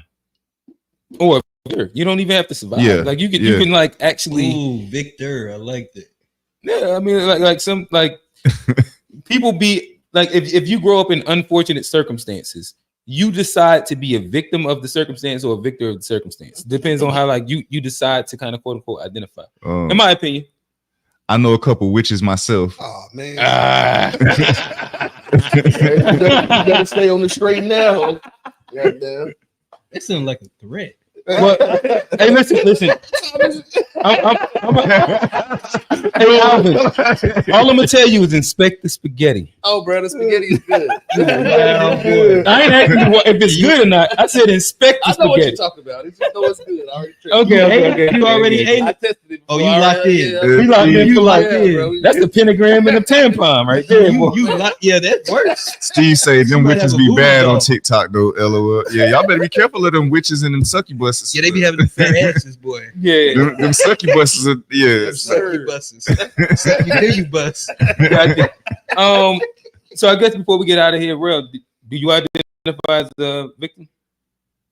no. Okay. All right. All right, Chief Keith. Hey, bro, tell 300, bro. 300. Hey, you're right. I'm still in the hood. Hey, Never got out. Oh, she said he's not allowed in the kitchen when I cook. Yeah, oh, I'm not- shit. Yeah, I don't do Oh that. shit. Hey, man, look, hey, I'll take that as a thing. We better get bro home, bro. Hey, he coming home soon. Yeah. He coming home soon. You better be ready. You know what I'm saying? Man, Be get in us out the of apron here. and no draws, goddamn. I feel it. Hey, before we get out of here, I want to thank everybody for tapping in with us. I appreciate the chat. Yeah. Please hit the notification button, get all the updates. Who you talking to Saturday, We 7:30. pushing it back to 8:30. Oh, We're gonna push it back to 8:30. you heard it Saturday, here first. 8:30. You heard it here first. Who you talking to Saturday, 8:30? Unpacked. Wednesday, 9:30. We ain't messing with that one. You can catch us back here next Sunday at 4:30. Please follow us on all social media at the To Be Fair Show. That's Facebook, Instagram, TikTok, and Threads. I am your host. Hello, Johnny shout P. out to my brother Alvin, pulling the Alvin Lamar, pulling that for us. Yes, We'll get to that. We was about to. That was the end of the joke right there. I'm gonna get it after you say I'm the host. And then you did it. Then you did it. Okay, my bad. I'm Do your thing, man. I'm sorry, bro. Johnny, Yeah, my bad, Johnny. How about this? Tell them about y'all Black Friday special. Nah, tell them on old head Johnny. Tell them about your hidden body cam you got up there. Oh, it's going crazy. Listen. Q on Q is listen. Follow the OnlyFans. We going crazy right now. We blurring out the face, but we going crazy. It's written behind the sign. They got a leaf wall behind there. Yeah. Listen, just understand when you see the leaf wall, it's really me. Oh no. I am your host, Johnny P. Oh, here, real. It's Q. Special guest Alvin Lamar, and we out. We out. Damn, bro. I enjoyed that.